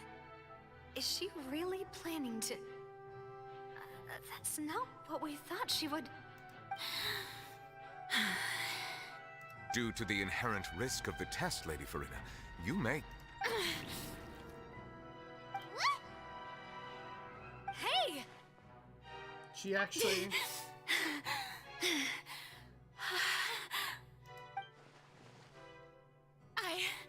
I'm fine! Look at me, everyone! My hand is still here! I haven't been dissolved! Will you believe me now? I really am your Archon! I'm nothing like a normal human who would fall apart as soon as they touch this water! Really? Was this not the most obvious thing in the world? Miss Siegewien? If you're present, Miss Siegewien, please come forward and attend to the defendant. Siegewien? Don't be nervous. It'll just take a few seconds. Let me see. That should be enough. Please announce the Interesting. results of your evaluation to the court, Miss Siegewien. As everyone doubtlessly saw, Miss Furina was displaying symptoms of hyperventilation and flushed skin. These indicate that she was experiencing the adverse effects of exposure to primordial seawater. The extent to which she was affected is the same as other humans when exposed to primordial seawater of a similar concentration. Thank you, Miss Siegewien. Lady Furina, you may return to the defendant's stand. Oh wait, what did she just Interesting. say? I didn't get dissolved! Shouldn't that be enough to prove my innocence? Well, considering your tendency to run from your problems, we did originally prepare a direct sample of the seawater around Poisson. However, after extensive discussion, we exchanged it for a sample that is not concentrated enough to dissolve an actual human. After all, on the off chance that something entirely unexpected might occur, we don't want anyone else to lose their life to the sea. Yeah, so out of regard for Furina's life, you secured a low-concentration sample and asked the head nurse to serve as an expert witness. Damn! It's a great thing that the direct sample wasn't actually used. Furina could have... I can't believe... But what's really going on here? Furina can't have not known the consequences of touching the water as human. This is too unlike she usually acts, unless it's actually more important for her to keep this up. But she hadn't given up on everything a long time ago. Listen to me, everyone! Please don't give me such cold and disdainful looks!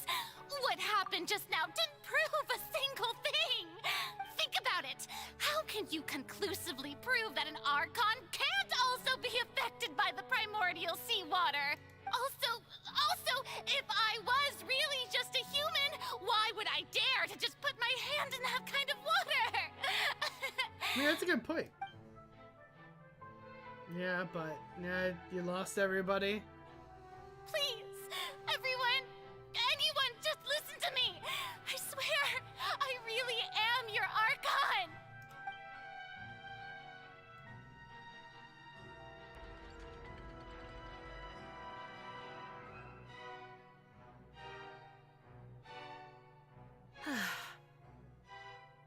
I don't think anything she says at this point will sway anyone. Yeah. The odds are just too This is stacked against her sad. now.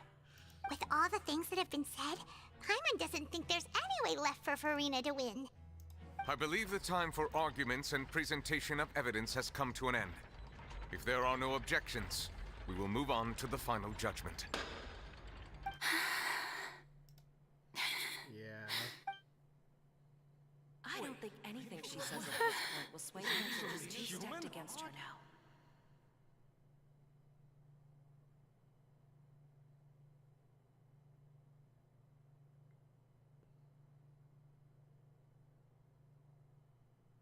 In my capacity as Chief Justice, I shall now render judgment on Furina's misrepresentation of herself as the Archon of Fontaine. As a human who knowingly deceived her fellow citizens, Furina is guilty. Damn.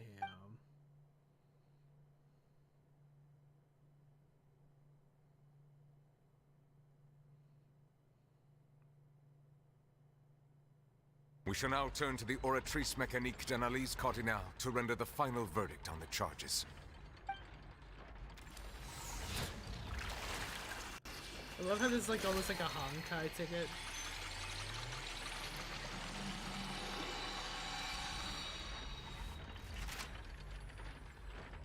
According to the judgment of the Oratrice Mécanique d'Analyse Cardinale, Furina is... Well, what's wrong? What's the Oratrice's verdict? It can't be. No, the Oratrice also displays a guilty verdict. Isn't that correct then? However, the exact wording of the verdict is thus. The Hydro Archon, guilty to be punished via the death sentence. The death sentence? That's actually one of the available sentences? Damn. I always thought that it was just a myth. The one and only time the death sentence has been handed out at the court, and it's been given to the very person we've worshipped as the god of justice? What an unexpected twist. Oh no. Furina's been sentenced to death by the Oratrice? We just wanted to use the trial to show her the seriousness of things so she'd tell us the truth. How did things escalate this quickly? This outcome is indeed quite strange. According to Fontaine's current definitions of justice, as well as its recommendations for criminal sentences, is this sentence really appropriate for the crimes that have been committed? Yeah! Even Fauché wasn't sentenced to death by the Oratrice. You know, the real evil mastermind behind the serial disappearances case. Instead of Furina, the Oratrice made the judgment of the Hydro Archon. Indeed. Not only is Furina's sentence overly excessive, the very point of our trial today was also to prove that Furina has never been the Hydro Archon in the first place. But now, the Oratrice seems to have deliberately invoked the title of the Hydro Archon. What does this mean?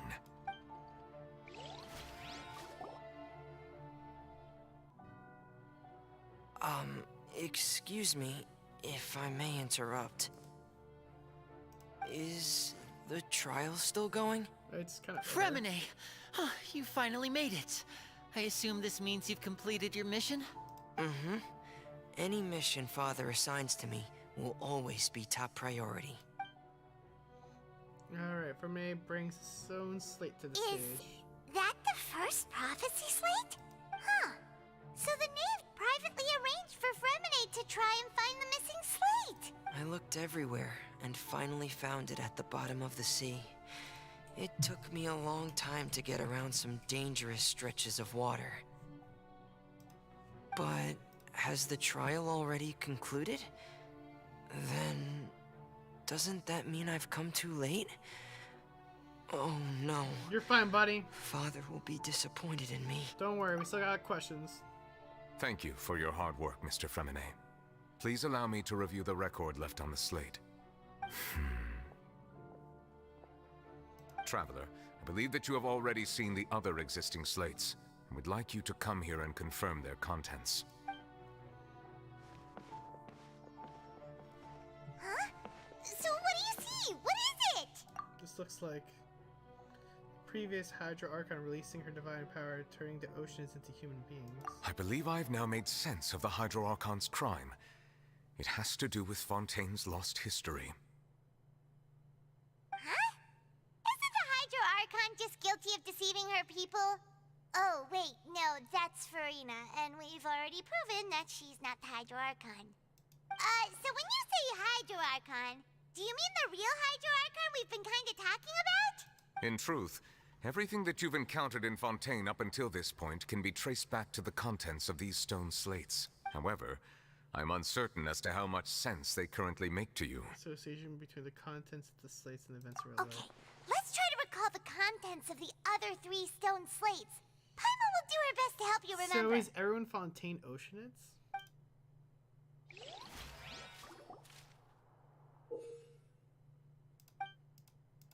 Yes, I remember the slates.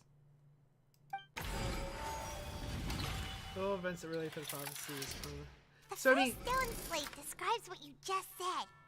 It seems to show the previous Hydra Archon using her divine power, and then the Oceanids turn into humans. Does that mean that Fontainians are transformed Oceanids? Oh, Paimon wasn't expecting that. But if Oceanids can turn into humans, then perhaps this process can be reversed as well. The second stone slate shows Celestia floating in the sky, and the Hydra Archon and her people worshipping it together. But the heavens still brought judgment down upon them. Yeah, because it was probably sacrilege to turn Oceanids into humans. Which, Furina does cry, very similar to the stone slate on that throne there. So it was like her throne, like the stage's throne. This must be the point when the Hydra Archon and the Fontainians were And she was branded alone. with their original sin. Does this mean that the original sin and the Hydra Archon sin are the same thing? The third slate shows the Hydra Archon sinking into the sea surrounded by many people. Huh. That reminds Paimon, didn't we also watch that happen to someone else? Well, the fourth slate is the prophecy the Fontainians have been talking about.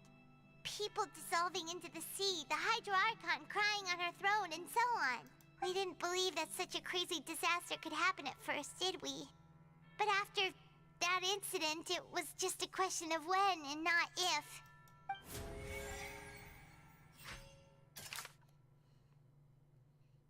It seems... So...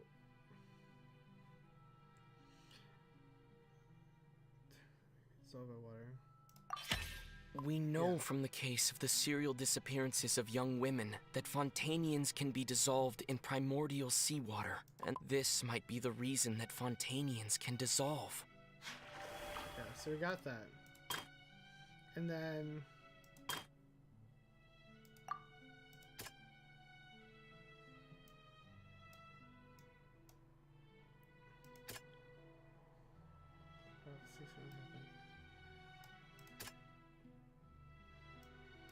Yeah, so I think... That doesn't sound... Is that not it?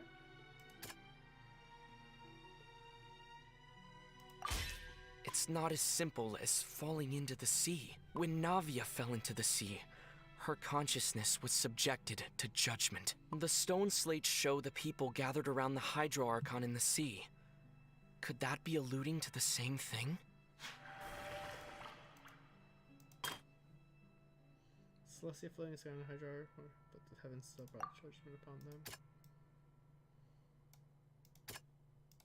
That doesn't...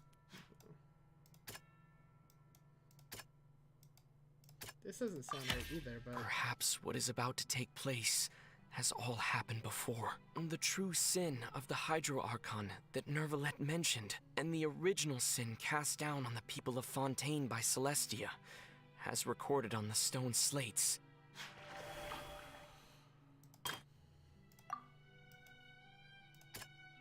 That doesn't sound...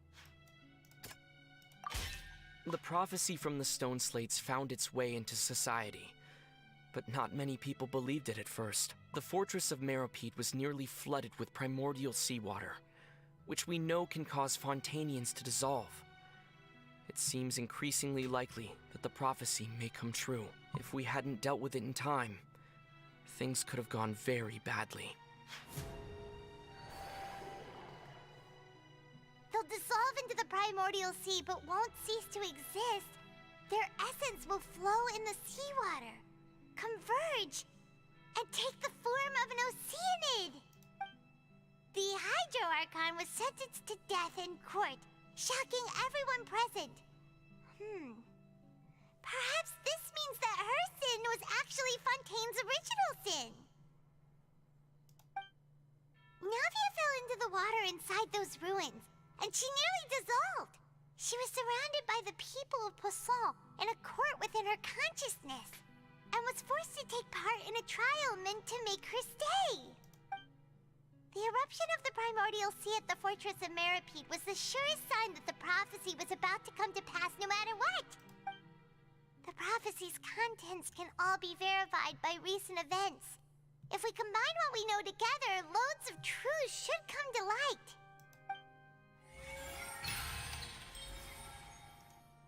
Okay.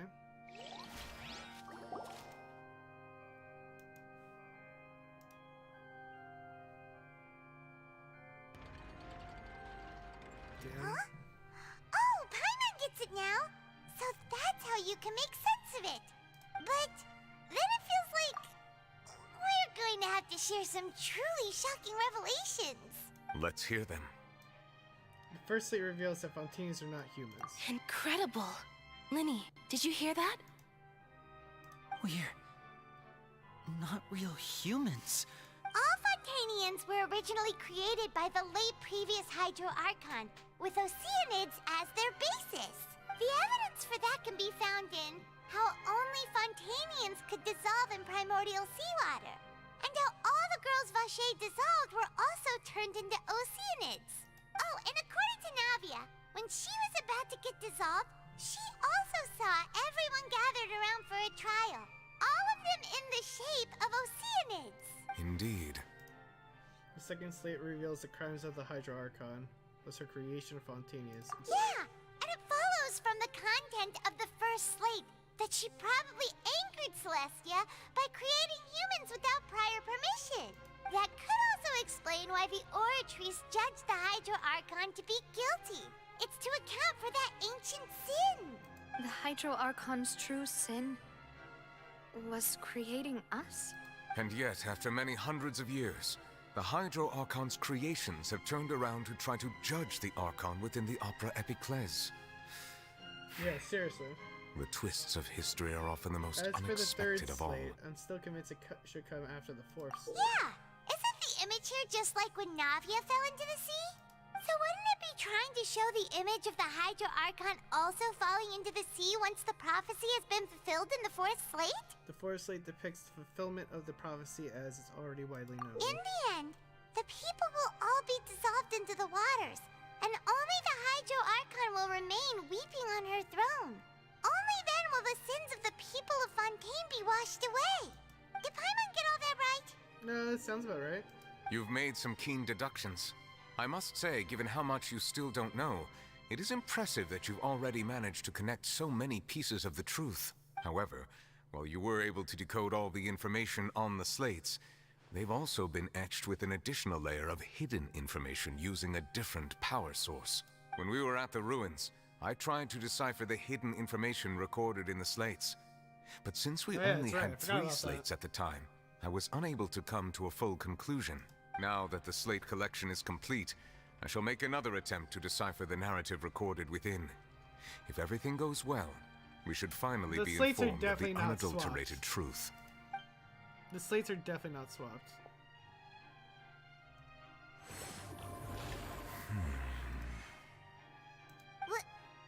Well? Did you get it? I believe I should share this truth not only with you, but with all the people of Fontaine as well. I will try to briefly summarize it for you. Your hypotheses regarding the origin of Fontainians and the sin of the Hydro Archon were both correct. In the Fontaine of old, the previous Hydro Archon sensed the yearning of her Oceanid familiars for life on land. The Interesting. Oceanids were enamored with the beauty and romanticism of human beings, and wishing to have those experiences for themselves, expressed to the Hydro Archon their desire to become of a similar kind. However, even though water as an element is intricately linked with the power of life, the Hydro Archon, as one of the seven, did not possess the authority to create a new form of human life. Not one to give in, she eventually found a way to create permanent humanoid bodies for her familiars by appropriating the power of this planet's primordial sea. She poured primordial seawater into the Oceanids' blood vessels, creating humanoid mimics in the process. Interesting. But if Fontainians were to ever come into direct contact with water from the primordial sea, the power within their bodies would escape these artificial restraints and return to the sea. As a result, their forms would collapse, and they would be reverted to their original forms as Oceanids. Makes Of course, that Oceanid the fight Hydro really weird. Archon never received permission from the heavenly principles to create a new human race. And thus, the Hydro Archon and all of her creations came to shoulder the original sin of appropriating the power of the primordial sea. That is the true history of how the people of Fontaine first came into being. So you... Wow. We were all Oceanids before we turned into human beings? That's way too much information for me. I think I'm just going to pretend that I never heard a single thing. Yeah, that's a Wait, lot. but if that's the truth, we can't let the Hydro Archon be sentenced to death. After all, her only sin was creating us. This really might be too much information for your regular Fontainian, but it does answer a lot of our questions. Alas, your hypothesis regarding the third and fourth stone slates was Told you. inaccurate. The slates' respective positions are, in fact, correct. A key point of the visual on the third slate is how all the individuals depicted in the water are humans rather than Oceanids. They have not been dissolved, which implies that the water depicted in this slate is not water from the primordial sea. The nation of Fontaine is the nation of Hydro, as well as the nation of trials and justice. Instead of being the literal element, the water in the scene symbolizes judgment and justice. You may also recall Navia's experience. Interesting. When she fell into the sea, her consciousness was surrounded by that of many others who intended to hold a trial to determine her fate. Therefore, the meaning of the third slate is that the people of Fontaine shall try the Hydro Archon at the court of justice. Yes, it refers to our present situation. I think I'm following now. So, what you're saying is, even though we decided to put on this trial to avoid fulfilling the prophecy, in truth, everything we've done has happened exactly as the prophecy foretold. So now, it seems, we're the ones making sure it comes true. What should we do? Feels like there's no way out of this. Huh. No matter what, the prophecy will be fulfilled. Is this what it feels like to be a prisoner of fate? If that's the case, does that mean the scene in the fourth slate will also be fulfilled soon? Traveler, I would like to point out another small fallacy in your deductions. She's not following About the fourth slate. You probably thought that the eruption of primordial seawater beneath the fortress of Meripede served as the surest sign that the prophecy was about to come to pass, yes? However, I believe that rather than being a sure sign, that eruption could in fact only be a small warning of something far worse to come.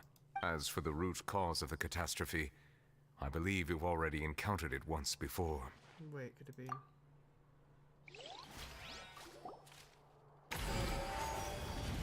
Ultimate proof.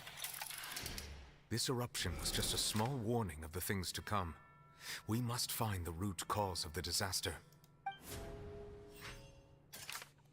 So... okay.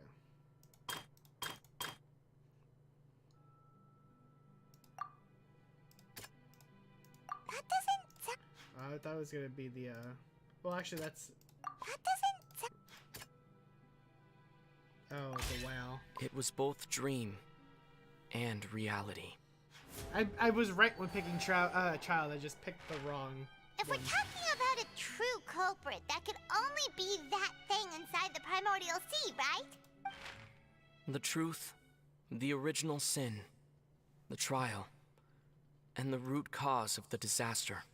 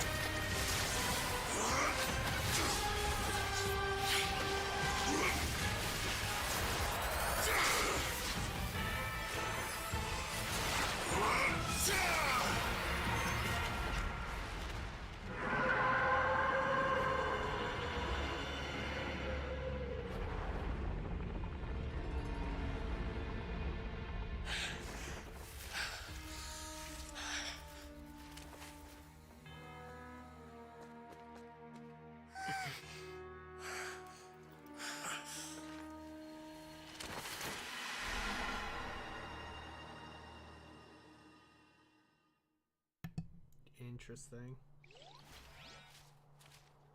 That was way too close! How did that thing just burst into the Opera House? Wait, was that the huge whale you saw in your dream? Wait, that's also the one the child saw when he was young. So we've met it at last. I understand very well why it has chosen to make an appearance here. That whale does not belong to Tevat. It is a monster that has traversed the stars, weeping all the while. It has been greedily consuming the energy from the planet's primordial sea, using it to grow. That is the main cause for the rising sea levels. And once it has finished consuming all of the energy contained within the sea, its next step will be... You said that when the Hydro Archon first created Fontainians out of Oceanids, she filled their blood vessels with primordial seawater. Precisely. That whale finds the blood of Fontainians nigh impossible to resist. That makes sense. Therefore, when it left the primordial sea, it decided to make its next stop a packed opera house full of food. Food in the form of Fontainians.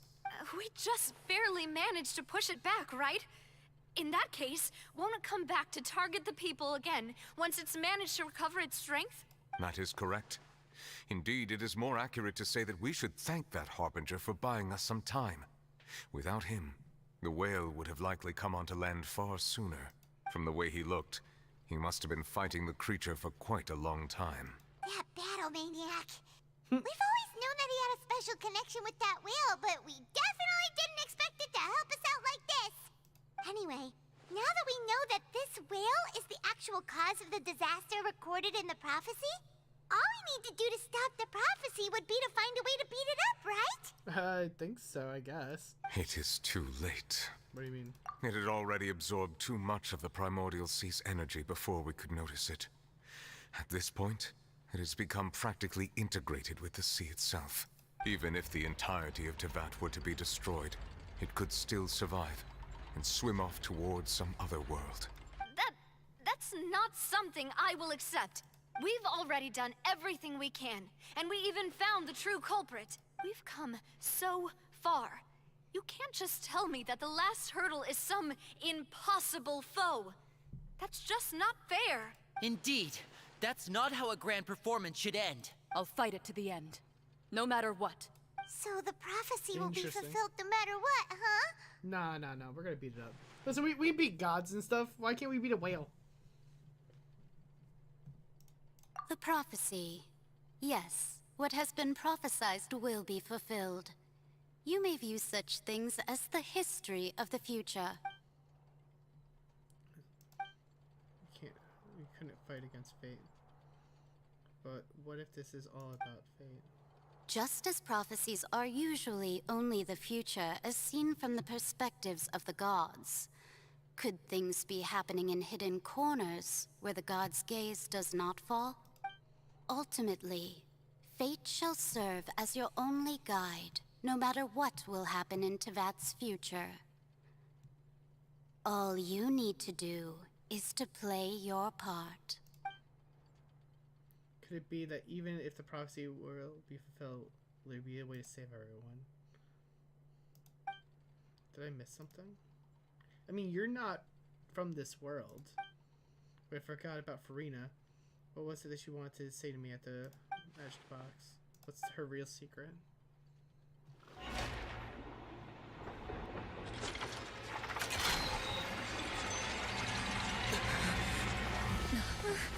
What's happening with the oratories? I believe it is preparing to carry out the death sentence.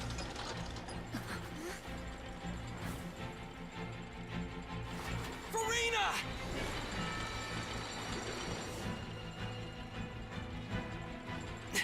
No, I still need answers.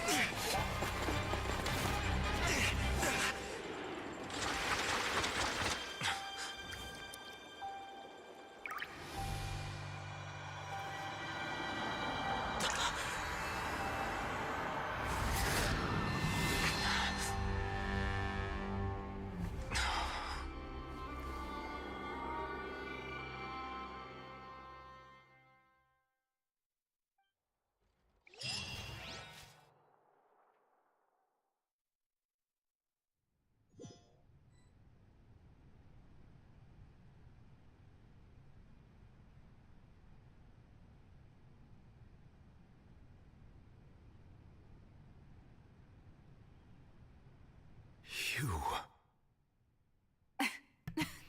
Oh my god.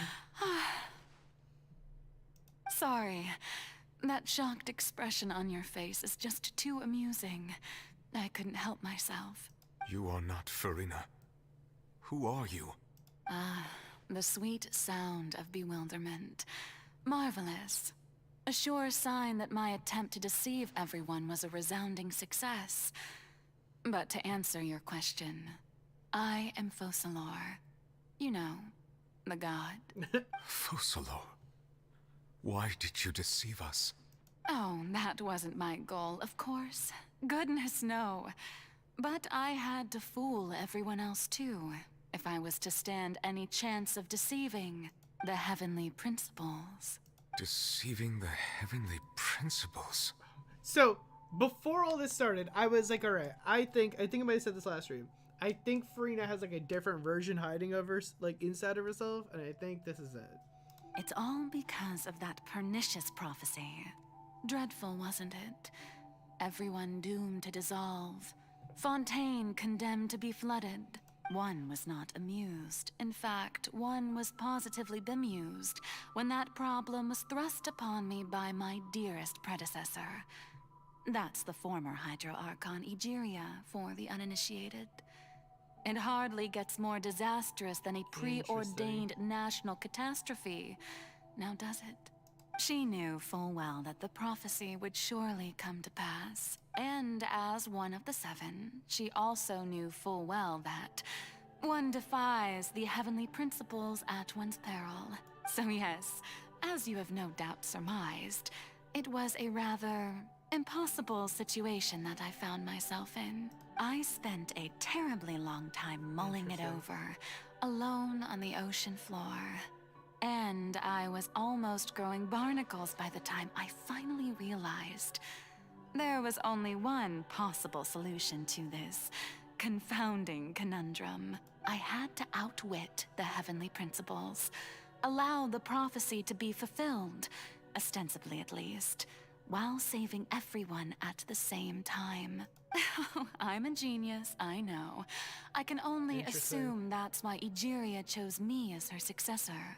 Although, looking back now, it was hardly the inheritance one dreams of. Between the task of saving the nation, the quotidian duties of the Hydro Archon, and not to mention the original sin of creating a new race of humans, I dare say she left me quite a colossal mess to clean up. Oh man. But one can only play the hand one is dealt. I did not choose this, any more than I chose to be one of her Oceanid familiars. So you were also once one of the Oceanids, transformed into a human by Egeria's hand. Interesting. Yes, That's I was. I always dreamed of becoming human. And I still do, even now. She is amazing! In my eyes, to be human is to be part of the greatest opera ever known. She is so freaking smart. After becoming a god, I separated my divinity from my body and spirit, leaving behind only a self that was as naive and bewildered as my past self on her first day as a human being. So she's okay, so her divinity is somewhere else. The me you see before you now is that divinity. And the human counterpart I left behind, I named Furina. She could feel joy, sorrow, and everything in between. She could be as vain and conceited, or as meek and vulnerable as she wished. Her strengths were of a kind only a human could possess, as were her shortcomings. So Furina is technically the Hydro Archon. It's just not her divinity. But in my eyes, Furina's humanity was what made her perfect. She was perfectly human in every way. The person I always wanted to be. Anyway, so then I cursed her. All part of the plan, of course. The plan to deceive the heavenly principles. Do you still remember the final scene of the prophecy? The Hydra Archon alone, weeping on her throne. In order that the prophecy might appear fulfilled, I invited Furina to be an actress, to play the part of the Hydro Archon in the prophecy. Under the curse I placed on her, so long as I, Focalor's divinity, continued to exist, she could not die. But nor was she free to live her life in the pursuit of happiness. Instead, she was forced to take the stage in the opera house, to embrace the role of leading lady, to forever play the part of the god from the prophecy, all to create a deceitful appearance of that prophecy coming This is to like pass. this is like a Horcrux from like Harry Potter.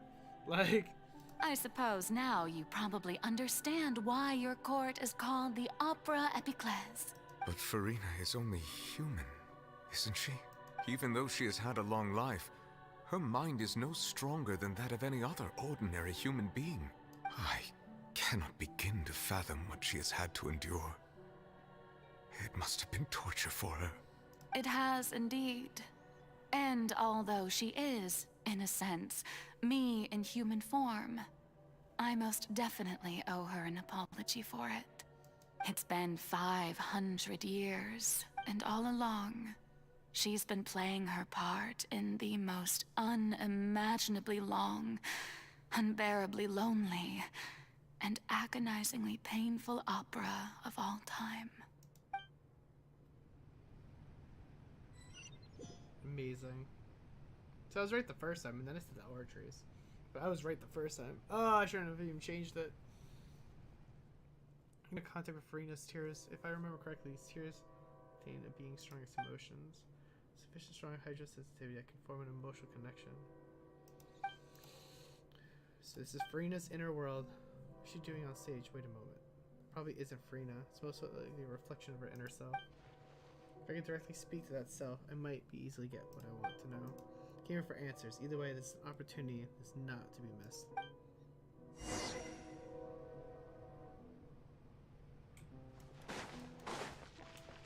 Man, we're definitely. This is definitely gonna be a longer stream than usual. This whole section is very long, damn. But it's just so good. Oh, who permitted you to come onto this stage?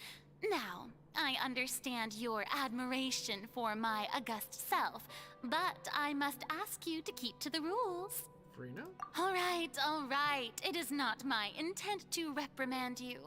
There is no need to state your name. Just be off with you. Do not distract me from my performance. I don't see an audience here. Oh, do not jest. Can you not feel it? Damn, just let the stage lights go off. I am Focalor. The eyes of countless Fontainians are upon me. I must, at all times, display the utmost elegance and nobility. Something's off. There's no getting to her.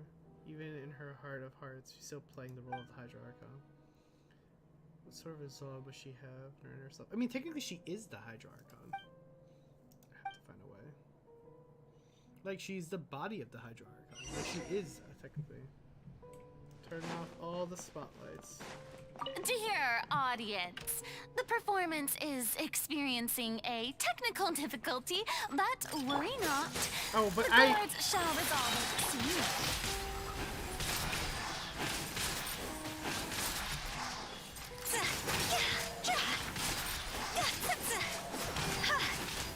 Opening box of Adeptitrix.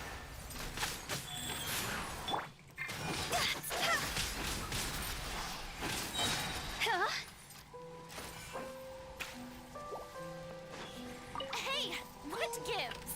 The audience is still watching me, you know. Guards? Oh, this is messed up. Where are the guards? This is messed up. Guards! Dodge this! Water jet!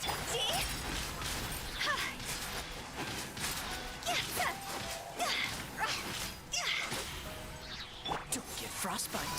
Time to go!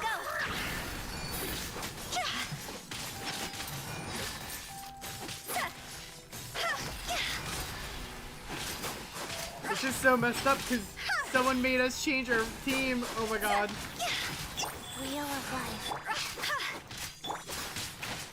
Quit it! And I can't change my team now either. Go! Life goes on.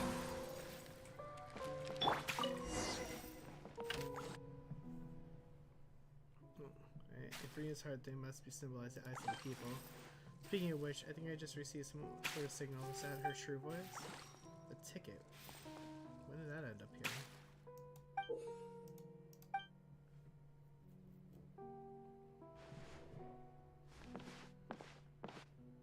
Either way, it looks like the show's about to begin. In case, show me how you truly feel, Furina. Scene 1. Before a mirror, Furina.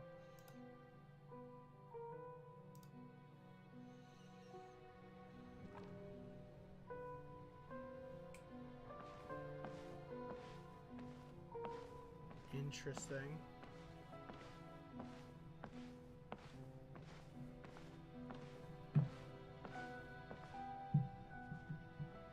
Furina. Huh? Who's that? Who's calling me? Where are you? Be not nervous. Be not afraid. I am before you. Wait a moment. You're mirror me?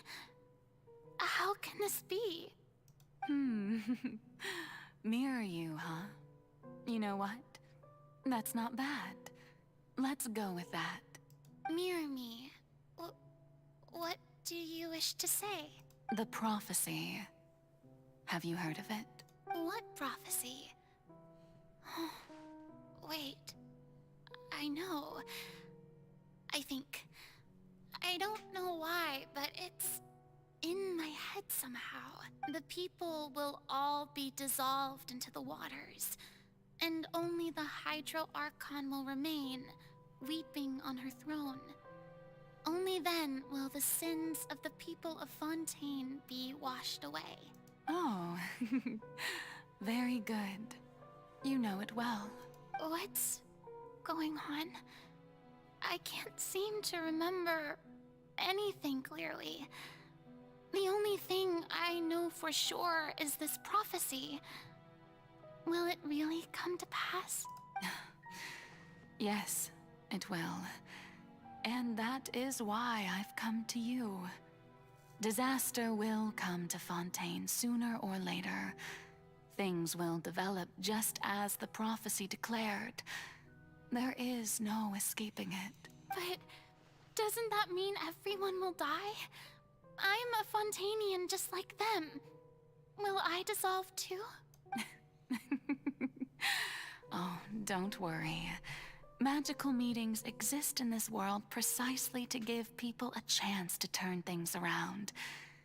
It is the reason why you met me today. I will tell you how to save everyone, but you may have to suffer somewhat. Oh, so there's still hope after all.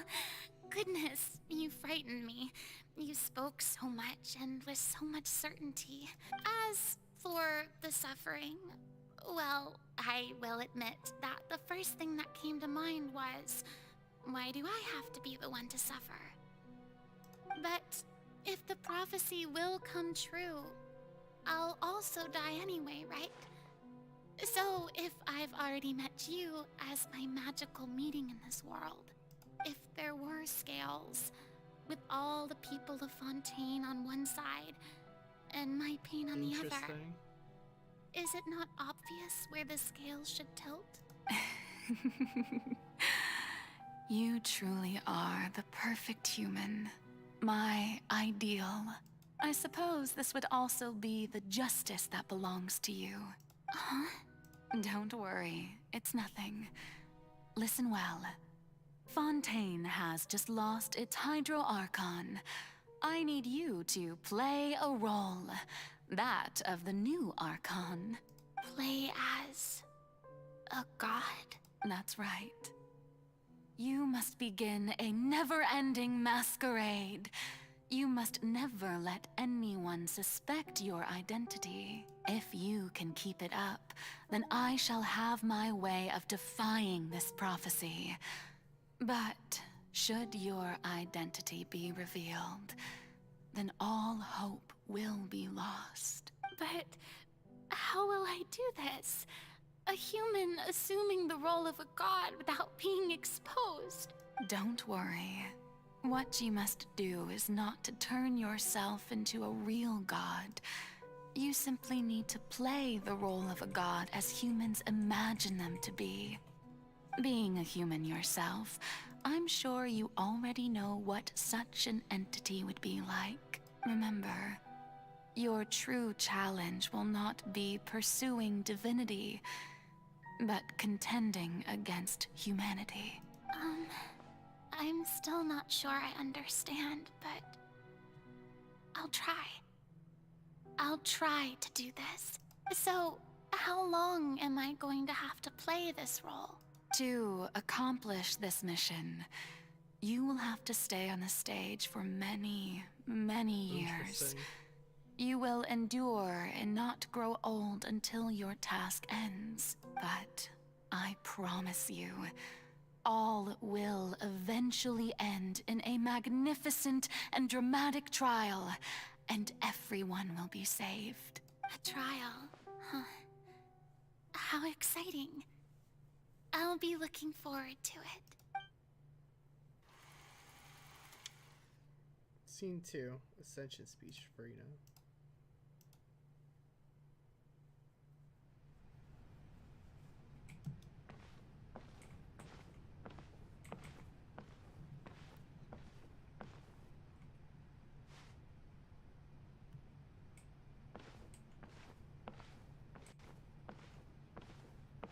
wonder if I can stop here. Let's see.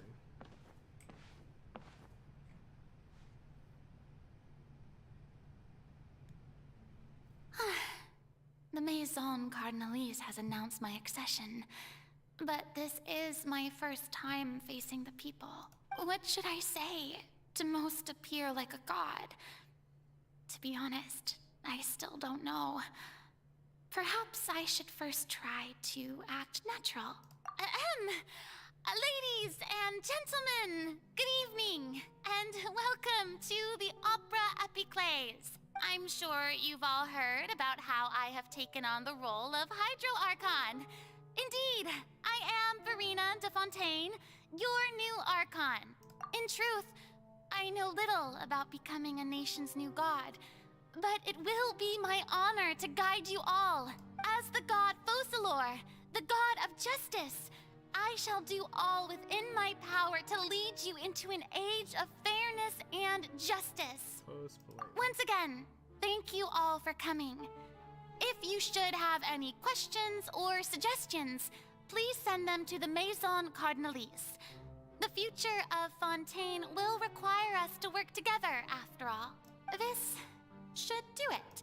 I thought I might stammer, but thankfully, I was able to convey my thoughts just fine. Okay, and next. That's the new Hydro Archon. Is this some kind of joke by the Maison? I would have thought that a being that surpasses humanity would be a bit more assertive. Hey, did you hear that? She even told us to send her suggestions there at the end. Shouldn't gods be all-powerful? She's being so modest. What's the difference between her and an ordinary person, then? If you ask me, perhaps the succession didn't actually happen.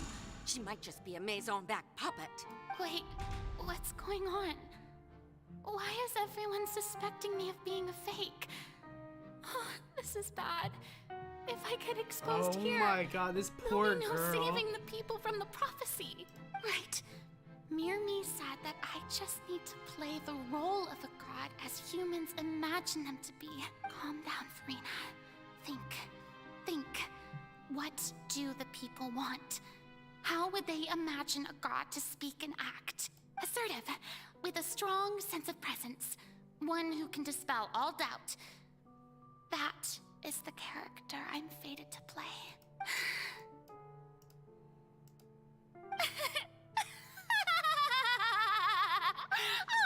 Oh, very good, my people. Only ones such as you are deserving of my rule. Now, I was wondering if some weak puppet were to one day come onto the stage and claim ownership of this opera house, would the children of Fontaine follow them? Well, it seems that you would all see right through them. Having passed my test, you are qualified to witness wondrous trials alongside my august self. Here in this opera house, I love it. you may consider my previous act a door gift of sorts. I thought it was a debut that suited the atmosphere. Now then, let us be reintroduced. Ah, so that was just a performance. How could I have Yeah. forgotten that we were inside an opera house? Interesting. Her personality. It's quite shocking, to be honest, but I suppose it's a better look than before. Such a fascinating and bold deity. Interesting. How wonderful. Our future may yet be bright after Thank you so much for all. that sub. Thank you. I It appreciate that. seems Welcome, I've welcome. Turn them around. Best follow this flow and restart my accession speech. So, My dear people, whether you acknowledge me or not, whether you trust me or nay, I say to you, keep faith in your ardor for justice. We have heard it said that this nation's sins can no longer be washed away. Well, I say that justice is most fragrant when it blooms amid sin. turn up the drama. The scales of justice love it. should not weigh heavy in the hands of its God. On one side, it must carry fairness and justice. And on the other, praise and applause. May law be the prayer on our lips. May judgment be our worship. Let us light the fires and drink to the future of Fontaine! End the speech in pack. There is no trouble in this world that justice cannot solve. All that is needed is for you, my people, to believe in it, heart and soul. So long as I, the Archon Focalor, stand within the Opera Epiclese, so long as I stand before the Oratrice, I love it. I shall even judge the gods of this world! So tight.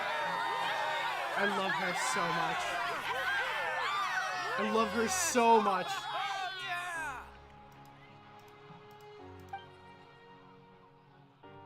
Oh my god, give me I just want to like leave this cutscene. Like we've been streaming for 3 hours. Let me go. Oh my god, it lets me go. Finally. Alright, you're in a special story mode. If you leave, you'll have to experience the content again to continue. Alright. I think this is a good spot to end with the amazing speech of her ascension and all that good stuff. So guys, you wish to leave. How do I exit? Okay. It just took a minute. Okay. Alright, everybody. Guys, thank you guys so much for watching as always. We're gonna end it there for today. Because there was just a lot going on. Oh my god, it put me back in there. It definitely put me back in there, didn't it? What is this? What is this?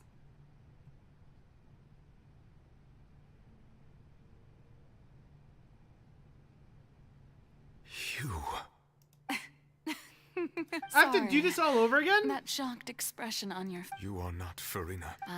It triggers the entire cutscene all over goal, again? Of course, the heavenly principle. Deceiving the heavenly Oh my god. It's all because of that pernicious prophecy. Are you serious? Dreadful, wasn't it? Everyone doomed to dissolve. Fontaine condemned to be flooded. Are you serious? I have to watch this whole thing all over again? I don't just start from where I left off? Because I remember in Nahida's questline, right? Remember when, like...